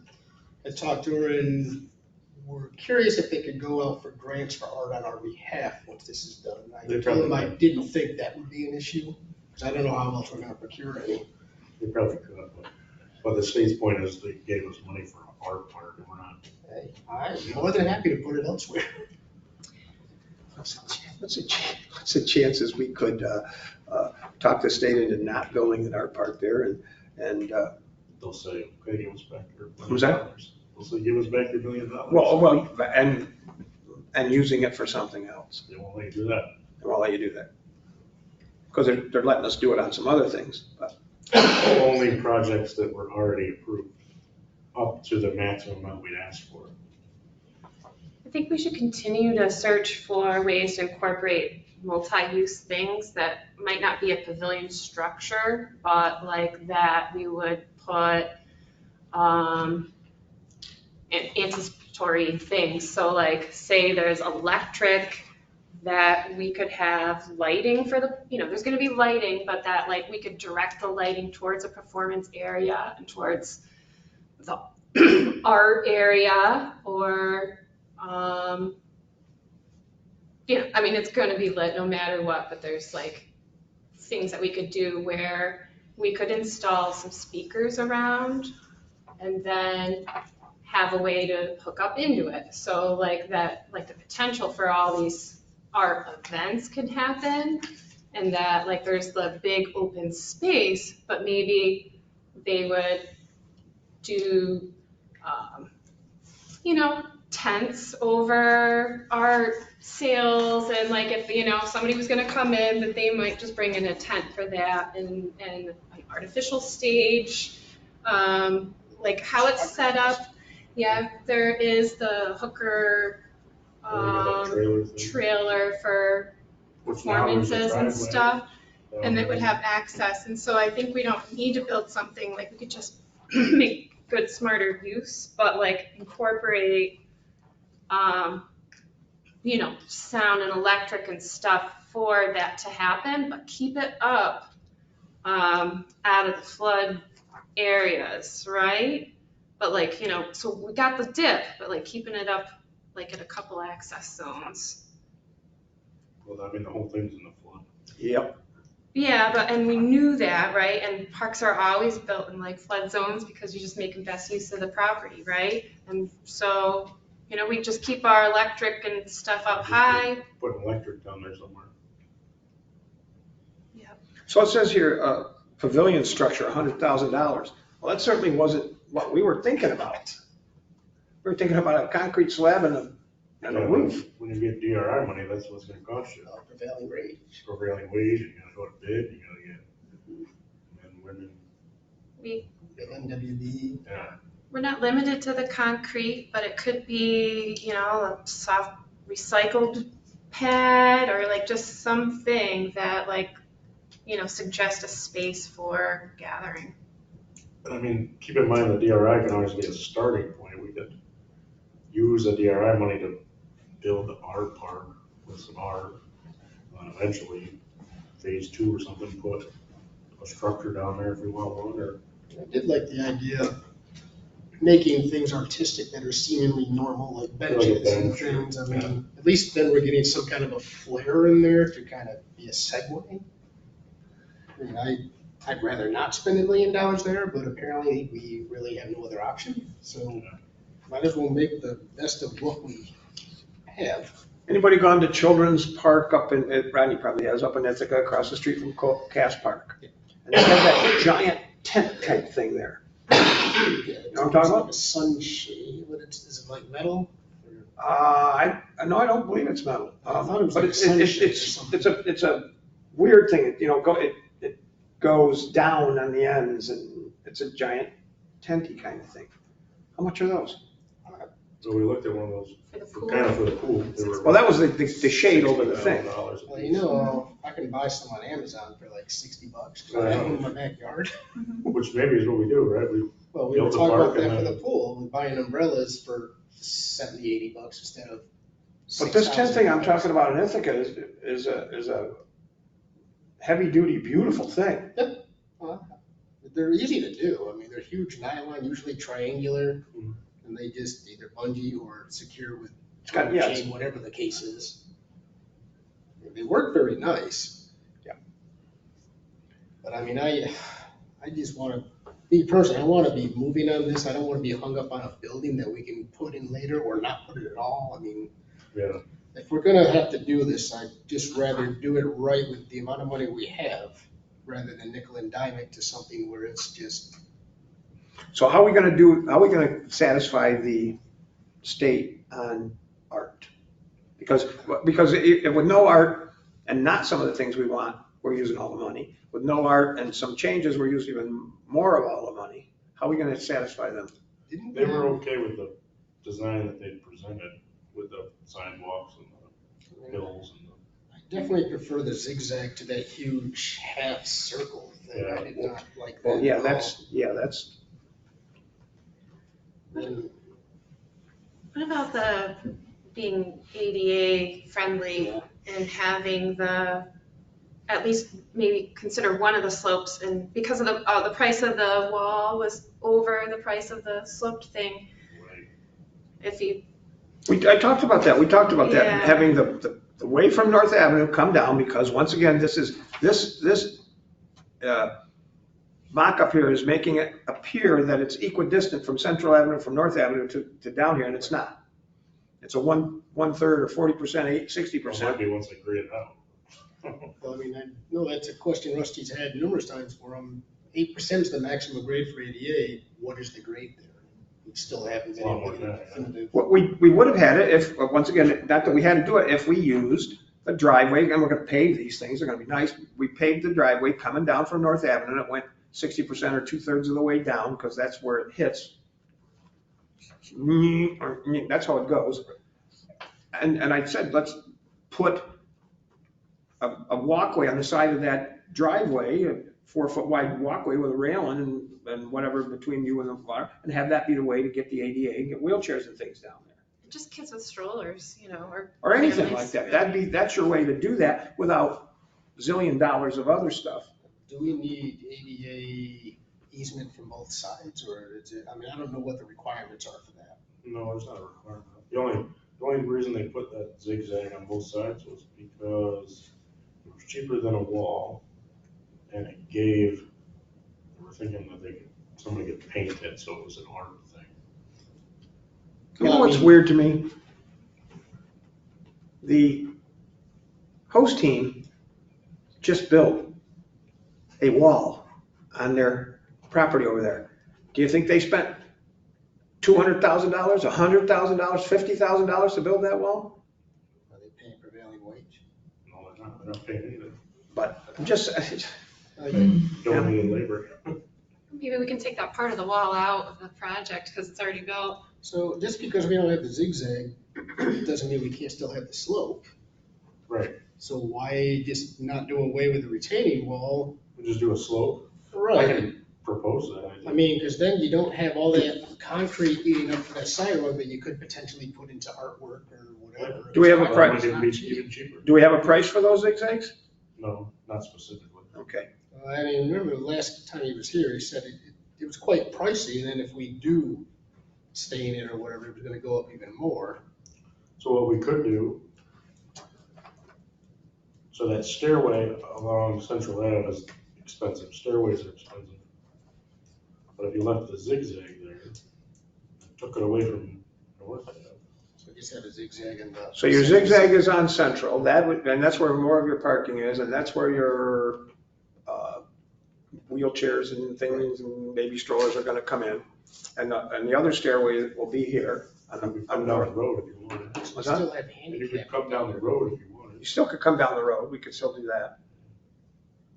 I don't know, once again, I don't know how much these zigzags are, and I don't know either. I mean, that is one thing, I know the size of the plot of land in my head, but I would love to see scale on here. I know. 25 feet, 100 feet, whatever it is, it would put it more into perspective. Yeah, these definitely are not architectural drawings. I don't even want to get into that conversation. These are- so let's pretend this is somewhat close to something we're sniffing at. This is gonna be a stupid little thing. I would like the concrete pad in this middle to be at a diagonal. So you want to Instead, shift it to like I want a diagonal so that one of the flats faces the steamer Right. seating, and one of the flats faces this seating over here where these trees are. More like that, Yep, so it would face that seating and that seating. or a circle. Yeah, because it looked like Owego for Yeah. sure. Yeah, Yeah, I a want big round circle in the middle could be a very good Yeah. option. I want it You like the I want it angles, 17, don't you? I want it 17 feet wide, 18 feet wide, I mean, if we're removing It could those. be any Orchestra material. down there? Yeah. because nobody will want this because it doesn't look wonderful. So we can't afford a building because it's $100,000.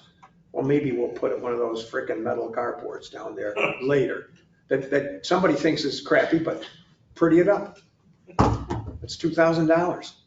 It's at $10,000 for a roof, and this estimate, well, after the DRI, it's $2,000 for a roof. Then it bides your time, I see what you're Whatever. saying. I've been exploring different grasses and stuff. Cornell has this test garden about native grasses that grow low that you only have to mow like a couple times a year. That's So cool. if we had like some sort of golf course grass or, like something that was like way low maintenance or like alternative anything. It's a fake grass. Yeah, Cover the whole thing. just something that gives an O effect inside would, be really cool. Yeah, It's kind of save There money. you go. Fake grass, miniature golf course.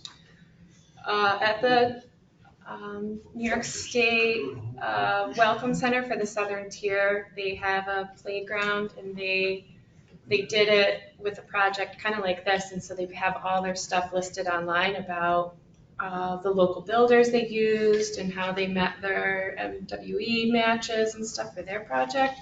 And it shows the Susquehanna River and the Shenango River, like the confluence, and it's like the soft, it's like a soft play pad. And then there's like natural vegetation, like rocks and stuff around it. So it's kind of like what they have here, but in the slopes and where the water runoff kind of goes in that area, because it is a non-flat area. They had like the trees and the stuff and big rocks. And then they just had like a playground running pad, but like it was like the slide was like a hollowed out tree, and then there was canoes that you could sit in, and like, it was like simple playground stuff, but it was like way cool because it was like our own stuff. And so they printed out letters on the play pad and stuff. It'd be sweet. It could be art, it could be, our local area, a map, whatever. So speaking of kids, what in this proposal is for kids? Nothing. Nothing. People on the steering committee. So it's an art park that's got no art in it. So what's the draw? What's the reason to come here? So far, it just has 2 spots for art, right That's here. 3. Art, sculpture, pedestal locations, and that is it for, 3. 3 spots, yeah. What's the reason for somebody to come to this park? Well, we have this canvas, now we've got to hit the niche. Yeah. So we're supposed to find cool art and find a good use for the space to attract people to come to. And I mean, this Owego. pad or pavilion in the middle, who's gonna find bands to come in? Nobody's gonna come there. Yeah, we currently don't have gonna anybody program it. organizing stuff, and we don't kind of want to organize rentals, right? Or maybe, I don't know, but like, so far, we don't have stuff like that. Like, we have the Village Appreciation Night, and we're doing that over at Marvin, and if we're doing the nice pad at the tennis and basketball court, that's a great flat pad over there that we could use for these things. So maybe we don't need the amphitheater pad because we don't have a determined use for it. And just the grassy or a flat space. We're working really hard to make sure that we don't ever have any music or any entertainment in that place. Who's gonna find it? Well, Yeah, I'm just saying, we're trying to make it impossible. a flat space, you can have tents and bands and beer gardens and all kinds of things. Who's gonna program that park, or any of the parks? Who's gonna decide what bands come to the Draper Park once we have a space over there? Because the bands don't come for free. Yeah. Our agent Wendy Post is gonna do They that. don't come for free. Generally, it's our nonprofits, HLMs, whoever will, I mean, we lean a lot on our agencies You're too. getting a little off the track there. And this is- No, we're not, we're getting a lot out of it. But if we- Farther off the track. It's not even 9 o'clock yet, Ron. This is, at least Draper Park's downtown, this is College before you get your this is up North Ave. All right, so let's get to the nitty gritties. Once again, none of these numbers on the right are valuable for us, the prices and all that? Because if they're not, I don't know what I'm working on. These ones might be fairly close. So it says stair into park at North Avenue, and it said 80,000, now it's got a box around, it says 160. So how does the stair get from 80,000 to 160, and how is it even 80? So 80 is the stair from North Ave. Right. So we doubled it for the, So it's both stairs? yeah. I got you. And the 40,000 was the ramps. See where it says potentially removed? The zigzag. That's the zigzags. The 40,000 was the zigzag? Yeah. Was there 40,000 for both zigzags? Yes. Was 40 grand for 2 zigzags? Assume they're 20 grand each. Let's And I look mean, these like are the really, really rough. Wizard of Oz shape for that price.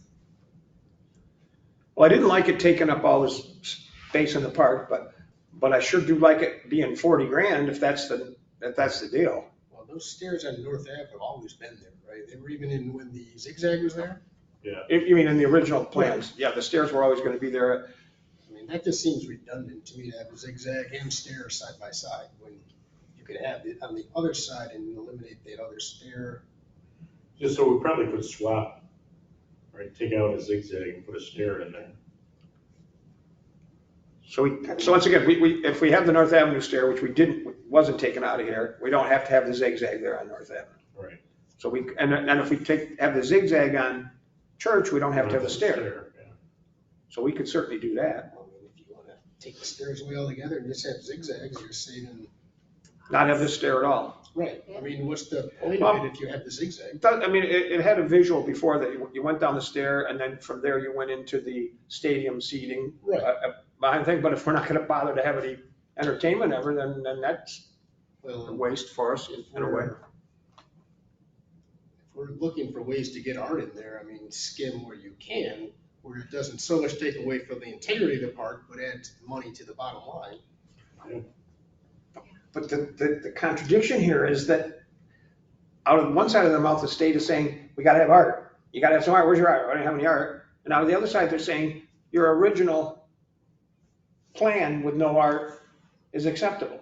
So which Well, is it? They didn't like this one until they proposed some artistic features in the stuff. So like he shows benches here, and then he sent pictures of funky benches. Okay, yeah. So that was the art. Yeah, he sent out that whole. That's how the state was kind of okay with it. But if we build the more expensive park, he can't buy $8,000 benches. Remember those benches we saw in Ganakwe, Rodney? They were pretty neat. Bicycle art. Looked like, yeah, the benches at the back of them, they were like a bicycle, and the back of them was a lady or something with her hair thing. So his point was if we put more in the infrastructure of the park, we can't afford those artistic benches. So they take out that $80,000 stairway and put in some artistic benches. Right. And put that zigzag back. I mean, I like the look of the zigzag from the aerial. I don't know what it looked like from street view, but. Well, right, it's not gonna look the same looking at it. I mean, it was neat. I like symmetry. I do. I like the symmetry and the price. I hate symmetry. It looks like Oz. I like the big O. Yeah, the big O for Owego, yeah. Kind of looks like a heartbeat and the O. Oh, yeah. So, and we're trying to redesign this in 10 minutes with the four of us here. But if we had some reason to have something hooked into the seating over here, sit back so you can see this too. Thank you. You could shift the zigzag. You could shift the zigzag so that the point of the zigzag went right into that. See, because that point of the zigzag's going down. Flip it, then it would be more like a heartbeat thing. So the point of the zigzag goes right to that, and then that's lower because it's going down, and maybe that goes right into the stadium seating. I'm just saying. Something. I don't know. This is the only way we're gonna get money to do any kind of features. Right. And, I mean, as much as, I'm really neither here nor there on the pavilion thing, but it would be much more cost effective to do it when we actually own the park and we're doing our own work and we don't have to pay prevailing wage and. I wouldn't mind having the concrete piece there, and then we decide later if we're gonna put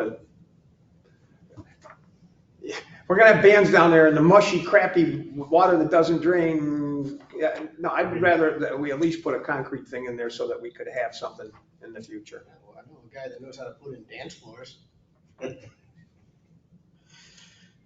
What do you guys wanna do? I mean, wood is always an option for us. I mean, That's true. What we need is a flat surface that can be floodable and doesn't cost $1 million. And I'm imagining that's something that we could do, is it's just a flat surface. It's not really a structure. No, and it actually will save us maintenance of part of the park. If we do what? If we used like pressure treated wood and just did a flat, like floating deck almost. Made our own thing to put in there. I got to make it look like a giant manhole. Sorry. I do like the circle effect, yeah. Giant manhole car. So that you got a round circle of wood or concrete that it's got, Aren't you glad you stayed for the DRI? That's interesting. You have to weed through 80% of what we say to get to the gist. So are we trying to get this in budget? Is that one of the things we're doing here? I guess, he just wants more direction on what to tell him. We want to save costs is the main direction. And so we're talking about the zigzag for sure because of the retaining wall cost. I would like to know for sure that 2 zigzags are a total of $40,000. I would like to know that. I can't imagine that much concrete is only 20,000. I don't think they're building the zigzags out of concrete. I thought that's what it was gonna be.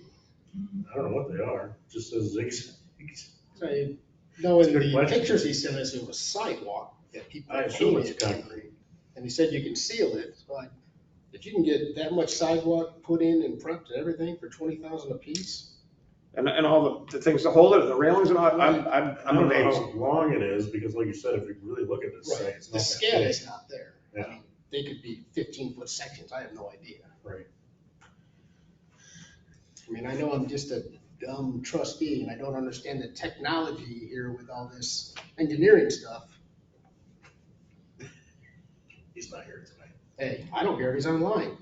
He was condescending and rude. He's not.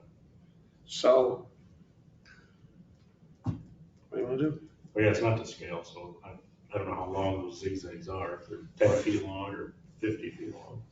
Then we get a definitive price tag. I mean, if it's So, 20,000 so you say more, it's not, because I assumed it was some degree to scale, and it's taken up half the width of the park. Right, and we don't know what the linear footage is. I mean, we can guesstimate. Yeah, it's gotta be close to scale-ish, but I don't know how long the Right, I mean, I believe the north side footage got cut down to like 190, somewhere in there. Well, I guess Steamer house property. there's the steamer house, we kind of got an idea how big that is. I wrote this down and walked this all off, but I can't remember right this minute. I was mostly walking off to see how many parking spaces we could fit on Central Avenue.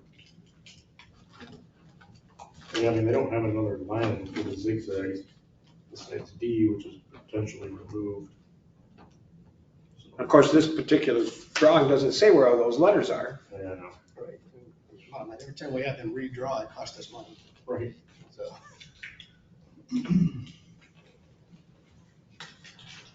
Okay, This so is places probably the that, only one that really needs work. Right? places that we get to not spend so much money, thanks, Becky. Places where we don't get to spend so much money is not building a pavilion, potentially taking out the stairways. But it'd be nice to know how much this is gonna be. We'd like to definitively know that. Maybe, it depends on whether somebody wants to, moving the zigzag, reversing the zigzag here so that it butts into this. Into this right here, you know what I'm saying? It goes. Yeah, I guess that's just a detail. Turn it around, removing both stairways.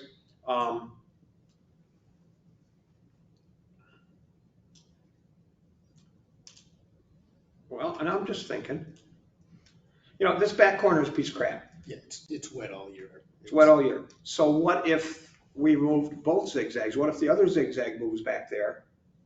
So that it takes up that and comes down to here. And so there's not much back here, but we don't have much use back here. And so that opens up this and this on the driveway side to make the park bigger and feel bigger. What are we doing now? We would move this one zigzag back over to, what's his name's property, to Allied's To property? fill in that wet spot in that south. Make it go this Yeah, way? Lounsbury's outlook. No, just a thought, move a zigzag over there. Okay. Um, And we get rid of this other zigzag? And the other zigzag turns around, This one turns around. Just a thought. So now we've got, I'm saying, we got more space over here, because this space over here is almost wasted. And it's also wet crap over here. So now we got at least a little hilly space over here that comes flat, so we got some use over here and some this and that, just a thought. Take out both staircases. Totally see why you're saying that. However, the gradation of the land might make it so that that's why he went these ways, It could because be. it's sloped shorter there, and that's steep there. What's steep? This line right here is steep. It's only steep from the ground up to the street level is the Like right same. here. It's all the same. Okay. Because that retaining wall's gotta come out that's there. That is garbage. Yeah, and then they're gonna have to regrade that whole Right. hill. Right. Hopefully it's much clean There's a fill. tier Yeah. and then a tier. This is high Oh, I level, don't care it's as long as it's low. buried. That's cool. Keeping it in that direction. But no, that'd be keeping the stairway. We're talking about taking the stairway out. Yeah, but if it was just maybe the crossover turn pad, the thing you step onto before you get onto this thing. What about it? So you step on the thing, I don't, It would just be the beginning of the path. it's here. Yeah. So instead, the beginning of the path is here. So this one, I don't think we have to make a final decision Okay. on this tonight. No matter what we decide right now, there's 3 board members not here. Right. We'll spend another hour talking about this. Exactly. So Mike, the piece that I'm interested Maybe we in, should have a workshop just on the art farm. probably should, but I'm interested to know the numbers. Yeah. So what happens if we take out both stairways, we just have are the two things 40 grand? What if we take out the stairways, blah, blah, blah, whatever else? That's What if we I'll take out the propose. pavilion, but how much is just a concrete pad? That's what I'll propose to it, to have just a workshop just on the art park. Okay. And get him to come up here and talk to, so we can ask him those questions. Right? This one has a street level plaza, and I missed that before. Yeah, that's been there. What was that, Like, benches or something? no, it'd be like a flat spot. for art.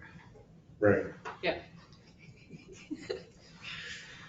All right, so yeah, Is that enough of that crap? yeah. So that's all in his stuff. Hey, don't be stealing the village electric over there, buddy. Huh? Don't be stealing the village electric over there. Besides, there's one more thing. The skate park design, he talked to us about that. Oh, boy. So they bid it out to have an actual place that does skate parks, design the skate. And they got 2 bids back. And I put both of them in the packet. Oh, that's what that is. One bid is from Grimeline, which is not, like, they don't have a whole huge thing here. It's for $19,270. And the other bid is 11 pages That's the $49,000 bid. for $49,000. That's why, so we were right on That- that. So we did think about the 19 and we're trying to figure that out. So Hunt would like us to formally adopt Grimeline at 19,000. Oh, I looked over the other one so well. Yeah, And then the grind line, can I see the rest of your copy of Yeah, that? here you go. and a lot of the 49,000 one was community engagement Stuff we and already. stuff we've already Steering done. committee. Yeah. Yeah, where's all that crap on the back of the page of theirs thing? So the Grimeline one is basically to have them come in and design the skate park. So the other one was skate park design. It was planning and project management, 9,500, schematic design, 10,000, design development, 19,500, and construction documents, 10,500, for a total of 49,500. So this is. Do they have a relationship with Grind? They do not. Okay. They don't have a relationship with either. Okay. But Grimeline, he said, has done other skate parks in the area Okay. as far as design goes. The pillar design, the higher one, they said that they would do like virtual meetings and stuff like that. Did these guys say how they were meeting with you They didn't say. or with us to talk about? They didn't say. I don't know where they're from. So they're gonna determine how they're gonna meet, whether they come in person. They're just saying they are gonna meet because they're gonna do these things. They're gonna provide.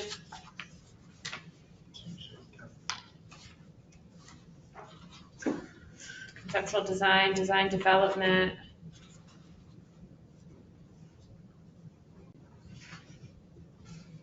Final design, construction documents, all right.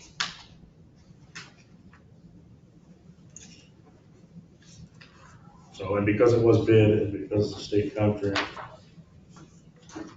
we kind of have to pick the Grimeline one. Right, pick the lower bid, unless there's reason not to. Right. So is this thing, I see numbers and stuff on this. That's completely wrong.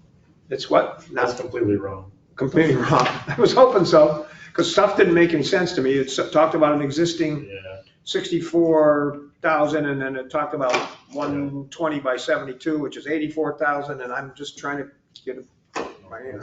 That's completely wrong. Because that was Alon trying to do something. Okay, So they want to completely sub out the whole design of that piece to Grimeline, but we have to accept that. Okay. So there's just one design that they'll provide us, it looks like, as opposed to like the other thing with like working around with things and stuff like that. So we could probably do that and save money, just get that one, we didn't have a lot of fancy designs on what this could be anyway, to be working with 3 designs and figuring it out. So totally this $20,000 design concept is great for us. wouldn't we love to see, does Grindline just give us a quick thing like this of what you're kind of thinking about, what you're looking at, not a big, full architectural thing, just give us something like this that's accurate, what you. That's the $20,000. This is right here. Well, no. No, that's the whole 20,000 is to give us that. Design and. But still, give us They'll give us. a preliminary, quick little sketch before you put all the money into the. Oh, they will, yeah. Yeah, I gotta know what to put out to bid. Yeah, so they've got here's all And the they'll work preliminary through Hunt, design, so and then here's the actual construction documents they're gonna provide for it. it's basically, the Hunt will bring them on like they brought on Alon. I have a lot more faith in Hunt and some of our previous Yeah. contracts. And Hunt has stepped up and said they don't design skate parks. They'll do the concrete end of it or the drainage end of it, but they don't know the ins and outs of ramps and. Wasn't there a certain amount of skate park they were going to eat? Yes. I mean, I'm comfortable with grind line. Actually, so So the resolution's on the agenda. I move to accept the skate park design services from grind line as presented and signing of the contract. I second that. Any other discussion on that? Rusty? Yes. Laura? Yes. Rob? Yes. Yes. How much is it? All right.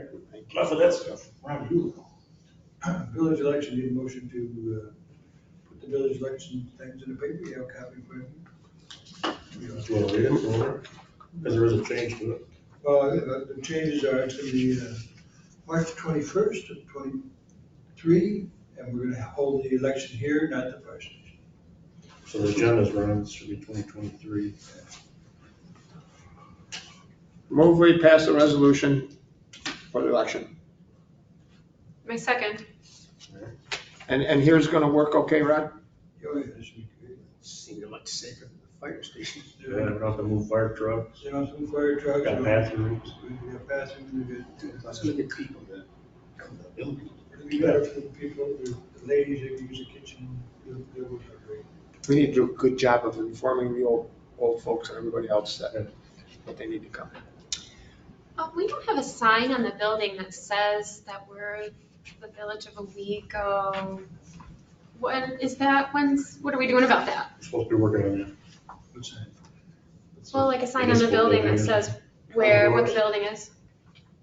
We have some down at the end down here, we have one, little one out front, I think. And I have the big one, we took off the old one, we just have to put it on this. Oh, okay, all right. Yeah. I think we're gonna get something on the doors too, right? Well, I think you scrape those things off the door, we can put back like we did before. Like a vinyl clear. Yeah, it tells you their hours and all that. Yeah, Right. okay. I just wanna get everything Just kind of so- working first. When people get here, they know they're at the right place. Yeah, Okay. I don't like that, I looked it up, that RI just stands for Ingersoll Rand, it must be they put the doors in. Probably. That's their logo, we'll take that out. Oh, We don't need that. Here, they won't void our warranty, will it? Hey, Rod, when we accepted grind line as presented, generally I use a number, but that number is included in the motion as presented. Okay. Good. Thank you. All right, so we're still on the motion of the election thing. Any other discussion about the election? If you guys look at it, it's, you three, I just double checked, make sure you got it right. Three, you guys are up. Say again? Is that the right people up? Where is it? Is this a new piece? it's on the left on the table. I think my salary yeah. should say 24,000 instead of 2,400. I'm not disagreeing. So we're all leaving. 50,000 instead of 5,000. Hold everything. We're all leaving, so we wouldn't be raising our own salaries if we happen to run again and get elected again. So now is the time we have to raise those salaries That's for next term. That's right. And everybody would want to run. Except you have to do it. Oh, yeah, yeah, the whole world would want this job for a few $1,000s more. Except you would have had to do it at the budget time. Dang. All right, So that's okay, you we'll vote on passing that. Rusty? Yes. Laura? Yes. Rob? Yes. And yes. guys. Pay the bill. Payment of bills. Everybody get them? Anybody have any questions? Something on there that's stuck up to me.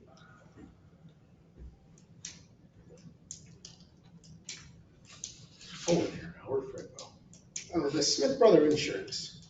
What's it? It was like $50,000. It's our insurance. That's our, I couldn't figure out what it was for. No, I want- that's for our buildings and for our automobiles. And I thought it said something about like ambulances. I'm like, wait a minute, the insurance on the ambulance is $26,000? No. That just made no sense It's to a me. combination. Okay, The whole bill was probably 100.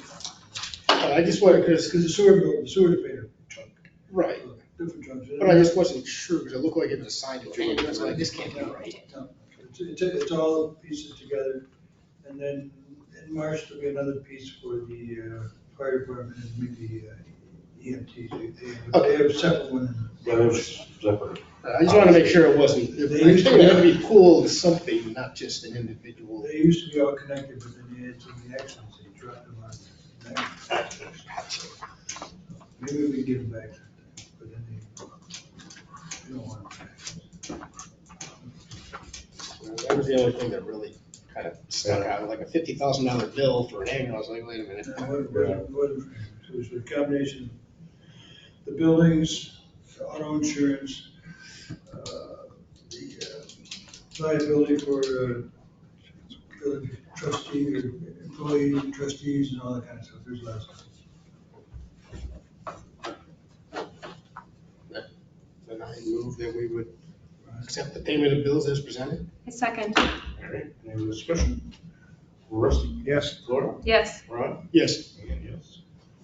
Minutes? Okay, for the minutes, if I could go first. All right, on page 5, at the very top, it's like the motion I made. I want to change it. It's a motion about the personnel committee. So I want to change it to say, Want to change it to say what you said, I mean. That's yeah, right. well, So, if you said yeah. something different. no, I want to change it to say what I said, which is, so it's continuing what's there, right? And then at the point, it says motion by trustee Spencer and seconded by trustee Plater, comma, all right? So then say that police officers and school resource officers go through interviews by the personnel committee. That's what you said? Yeah. Okay. You also said part-time. I mean, I don't know. Well, I said the police officers and the school resource officers, Right. so it didn't matter whether it was I didn't say part-time or full-time. I just said police officers and the school resource officers. That's fine, because I know our general practice was to interview full-time if we do it, but I thought that part-time was mentioned. If not, that is perfectly fine. I will Yeah. retract my statement. Yeah, it was just the police officers and school resource officers, so it's, Police officers and SRO officers go through interview by personnel committee. yeah. Okay. And then on page 6, when we're talking about the minutes, at that meeting, we did not approve August 15th. We just approved the September 6th at that meeting. I'm pretty sure we haven't approved August 16th yet. Wait, August 15th is not approved, I know. but it says in the minutes that it was. No, look at it. I'm sure we haven't approved it because. Right. Page 6 here says that on motion, approved the minutes of August 15 and September 6. That's what the says was the Well, motion. take out the 15th because you'll never. Yeah, you'll yeah. never do that. So I want to remove, the August 15th. Okay. And have it just say September 6th. Or no, September. September shit. September 6th was approved at the meeting, and so just leaving it at that. And that was it that I saw on those. So unless anybody else has anything that they wanted to say, I'll motion to approve as submitted. I have something. With the I have something I don't amendments. know how important it is. Okay. You want to do that before your motion? Yeah, 'cause we said- It may not be important, Rodney. On page 3, it says village board discussed changes that they would like to see, no boat launch. It says no crosswalk on Canal Street. We wanted to see a crosswalk on Canal Street. You want a crosswalk in Kansas? We want a crosswalk across North Avenue, or across Main Street at Canal Street, yeah. Which is in the plans. Which is in the plan, but I'm just saying, it just says in here that we said we wanted no crosswalk, we said we wanted a crosswalk there. We said we wanted no sidewalk. Yeah, the thing down to the Division Street, but we do want the crosswalk. I don't know if that matters, but that's what we said. Okay, So the crosswalk, crosswalk that goes across 17th Avenue?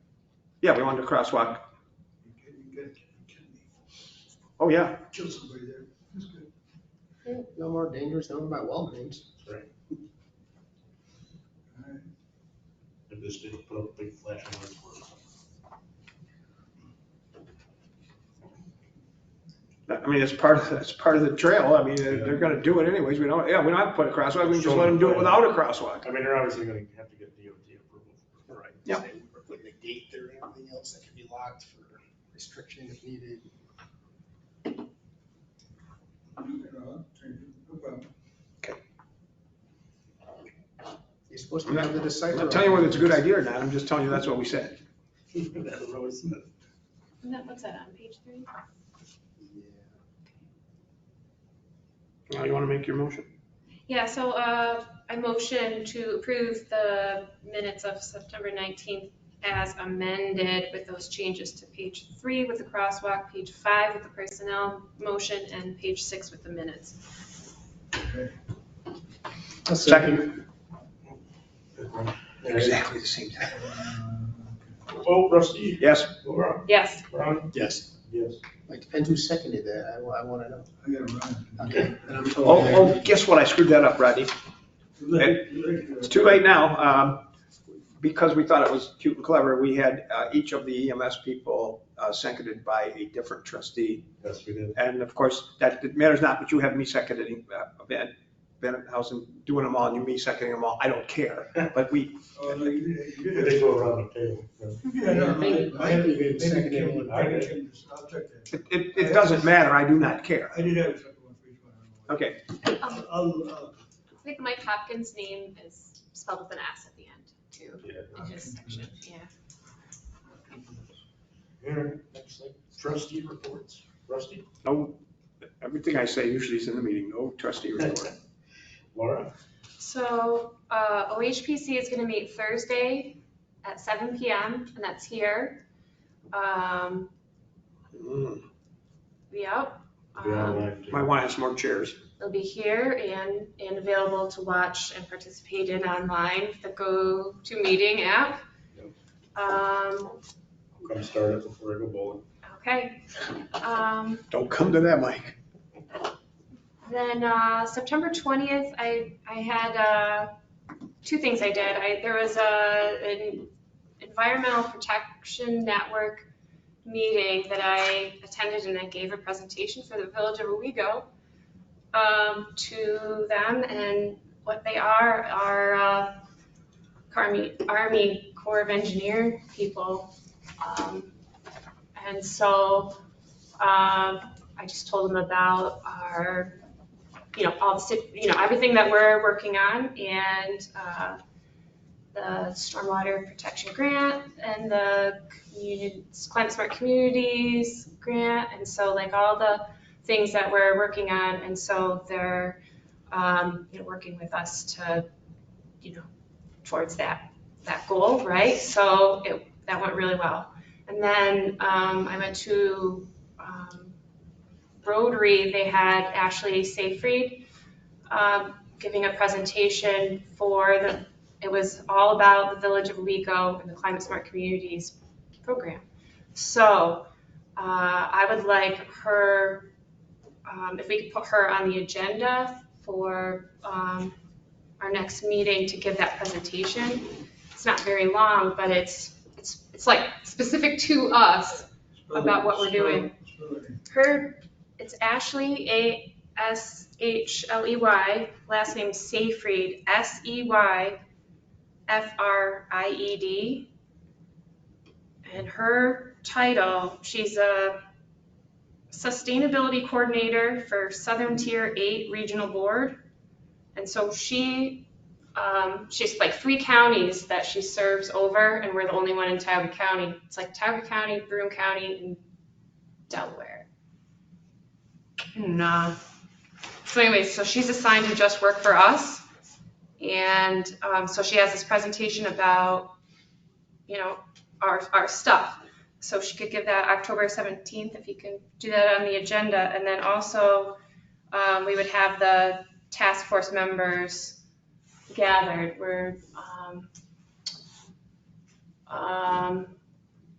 We've talked to, so far, Elaine Jardine, people from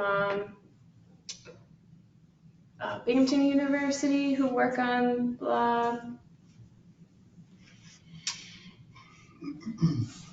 Laura, who Climate resilience stuff. designated these members of the task force? We will, once at the next meeting, we'll approve the members of the task force. So we'll have little bios of who the people are, and, and then like all that would get loaded up onto the website. We have to do reporting. And so all the meetings we share all the meeting minutes and stuff online. And so this is establishing the members so that we can officially put them online and the name of our committee. So it's, we've already got it rolling, but it's just the official, we're in the climate smart communities, and it's just getting the people named. So do we get that For, grant? no, we're in the climate smart communities whether or not we get the grant. We won't know that for a long time, right? Well, we probably won't know. Depends on which grant you're talking about. One of them we might know about like the end of the year, and then the one with the paid consultant, I think that's a longer wait time to find out about that. Oh, okay. And so that, like, there's nothing to do, like, this is all free stuff and nobody's getting paid in any of this task force stuff. This is volunteers. But should we be tracking hours and stuff to count toward that? Yeah, it will be the committee that gets their hours tracked and submitted. So we're looking at like 12 members right now as a goal. And this was all required by the grant, right? Was to start some of this process with a committee and. Yeah, like there's definitely a reporting committee for the grant if that's approved, and it would be this committee. So it's establishing the committee, and they want the committee established so that they show that we have the committee, because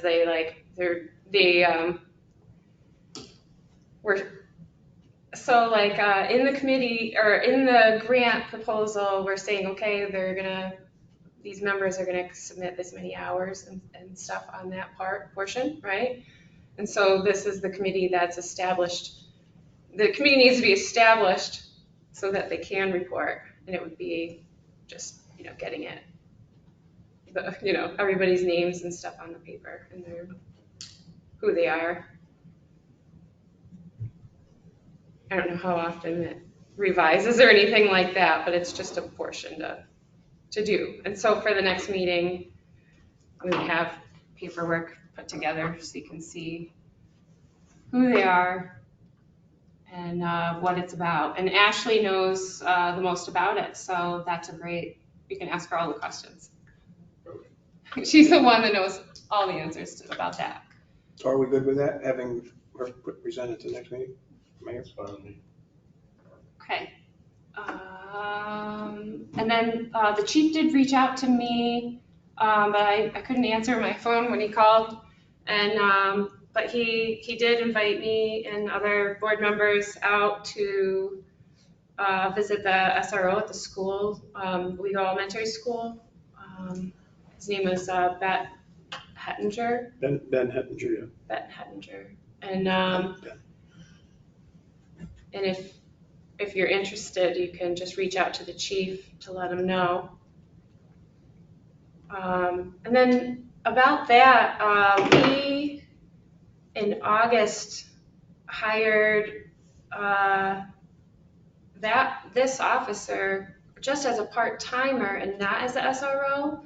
So can we get about doing that now? Like, say for the next meeting, hire him as the SRO now? We did hire him as SRO. We were starting as a part-time officer. We only hire him as a part-time. He has to be a part-time officer to be an SRO. So we give him the right salary. But did we not? We were saving time because we just hired him as a part-time in that meeting, because then we were going to Which day did we? then hire him as a SRO later, and that was August 15th. Okay, keep going. So just that, Ben Hettinger, part-time police officer at $42,000 a year to be an SRO. That was the motion. Yep, I made it. I think it's good. I wrote it right down here. Ben Hettinger, part-time police officer at 45,000 to be SRO. That's what I believe we did. I don't know, I think you should check that, because Sure. the chief, Sure, check that. the chief had something to say about that, about hiring just as a part-time first, and then waiting until they had more information for the SRO. And then also, where are we on hiring a second officer? Is that, Waiting for retirement. So I'm going to tell you exactly what he said. He said that we're going to hire this guy right now for an SRO because we have to get him because other people want him, and that we can't hire the third SRO, and he will have 2 part-time police officers do that job until we can put that all together. That was exactly what we did. I remember him saying that we would just hire him as the part-time with the intention of it switching over to the SRO when we got it together, because the timeline, and he wanted him to secure him. And there was no time to, wait about it. And so we were just getting him as a part-time so that we would then go and do the SRO later. The beauty of it being videoed. Go back and watch the video and we'll figure it out. Come back to me. Sure. Yeah, you got the videos, yeah. See what it says. And so then the other officer just isn't, We're not ready for him yet. not ready, but like, can we get ready, or, just look into it. So you want the personnel committee to interview him, because that's the thing that you asked for. Mhm. I believe that our processes say that it will be the personnel committee, the commissioner of the department, and the head of the department. 2 of those 4 have interviewed him already. Yeah, so we're just have to have the other 2 So the other 2 will need to interview him. talk to him, make sure it's all good. And if we check the tape and stuff, and then could we try to do that by the next meeting or something? Gonna hire the other guy? Well, Because we're. just see what he says about the other guy, or how soon that can come, so that we know, so we can, get him through. You mean the other guy that's already working as an SRO officer? Because he's looking to retire from the state, I believe is what he said. Right. We're talking about the third guy? Yeah, and it's gonna be a. His retirement is right. Yeah, it's right like now. a week from now. It's very close. So we can try to schedule interviews and stuff and get names up, then we can have it on the agenda for the next meeting or something, if there's, we gotta put an officer and make a motion officially. I will speak for myself, possibly for Ron and the police chief and Charles. We will talk to Justin. We'll interview him immediately, as soon as humanly possible, and have his name prepared to be brought before the board. If, assuming that. It'll be on the agenda. We'll do it. And we'll check and see what was said on that other one, and if we didn't do that right, we will fix it.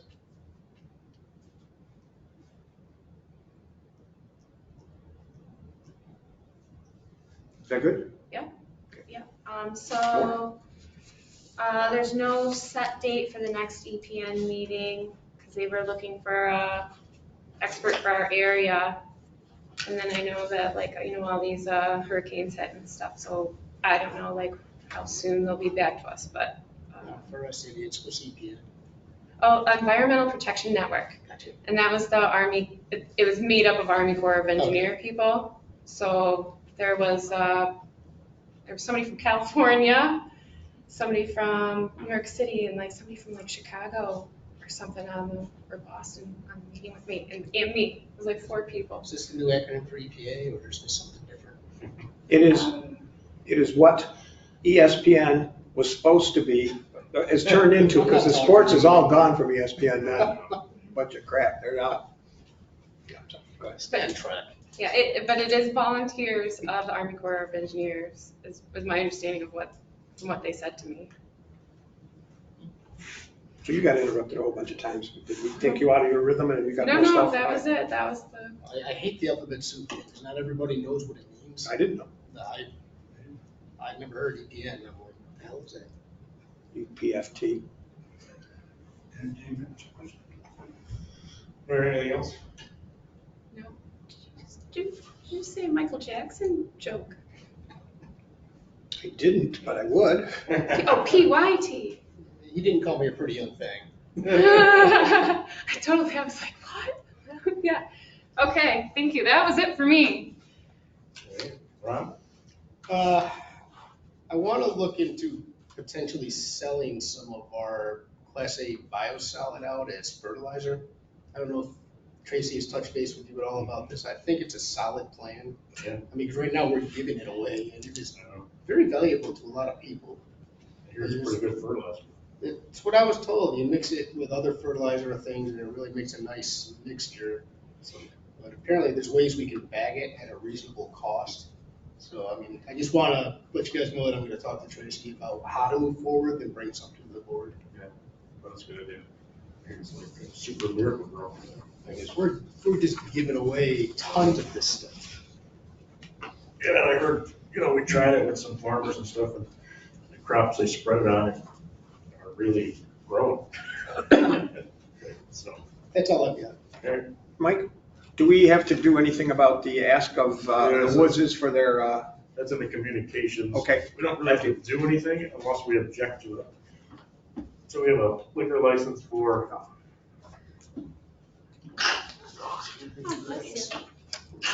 Armpit Mike. The new owners of the Belva. That's some, by the email address. yes, Address. yes, that, the Woods are new owners of that. So unless anybody has an objection to it, this is really just information. I know very little about them, but I haven't seen any issues over in that way. Met them at a greet and experienced in some of these areas and want to be here and are just wanting to have the same liquor license that was there before, and it shouldn't be, unless we know something else, shouldn't be any objection to them. I had a feeling it would be a smooth transition. Yeah. I had to work that day, so I couldn't be there for the greet. Yeah, so I just forgot about it. We're getting older. Yeah. Make gray hairs. All right, mayor's report. Not much. We have the village appreciation night coming up Friday night over at the park. I will be on WEBO Wednesday. Just arranged that today, talking about that. Chief's got quite the lineup, so hopefully see everybody over there. It's got 3 bands coming. It's got food, fireworks, equal to the Strawberry Festival, so should be a heck of a time. Do you remember what time those fireworks are going off? So the event is 5 to 10. And one place in the paper says 3 to 10, which is not helpful. Yeah, it used to, so it was 3 to 10 on Saturday. We moved it to Friday because Saturday is homecoming. So. Here they're looking for. I don't know what time the fireworks are. Okay. Right? That's what I heard, that the school is looking for convertibles because their courses don't fit in the ones they have. So I don't know how they're reaching out, but that is what I had heard. It says it. Yeah, It says the Wednesday, court yeah. to sit in and they do the parade and do their little wave thing. Oh, right. Yeah, so then there's a parade, homecoming parade, which we approved Saturday at 1 o'clock. Goes from the police station, fire station to the school. Very similar to the Little League parade forms, goes down to George, goes up north to George. Yeah, very much same parade. You said that was at 1 p.m.? Yep. Okay. And then the football game, I think, is at 3. Wants to go to that. We had the Harlem Wizards in town. I played on the basketball team. Yeah, that score this year? So I shot twice and missed both times. But, When was that, Mike? that was Sunday, yesterday. Nice. I survived. Ahead of that, we did a couple assemblies at all the schools. So that was kind of nice to see all the kids. And I'm doing my normal pink thing this year, except raising money for Tracy's Hope. You gonna,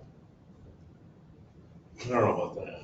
Maybe. Let's see what happens. How long is the pink thing? Is that all of October? Or- Yeah. I see we have pink police badges. Yep.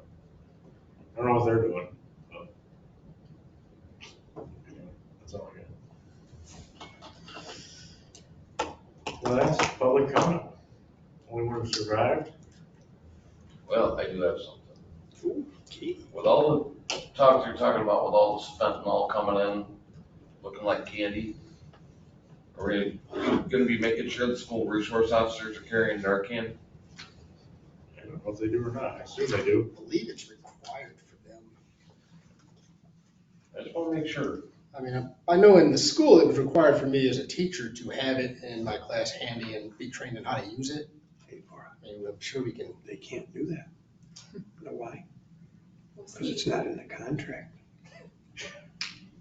That's something we should check into though. Remember, you told me they can't do anything, let's it's not in that contract. Let's look. I got a suggestion for the art park. Okay. Do a catwalk across from zigzag to zigzag. You can hang lights on it, people can walk over it, you can have your electricity up there. Problem solved. That sounds like a liability issue to me. How much an elevated bridge might cost? How about a zip line? There we go. That would work too. Just keep going right into North Ave. Keep thinking of that art. Well, Models we could run it from a certain building on North Avenue right now. Session. All right, anything else? That's it. Move to adjourn. All right. See you next time. Save that time, save that channel. All right.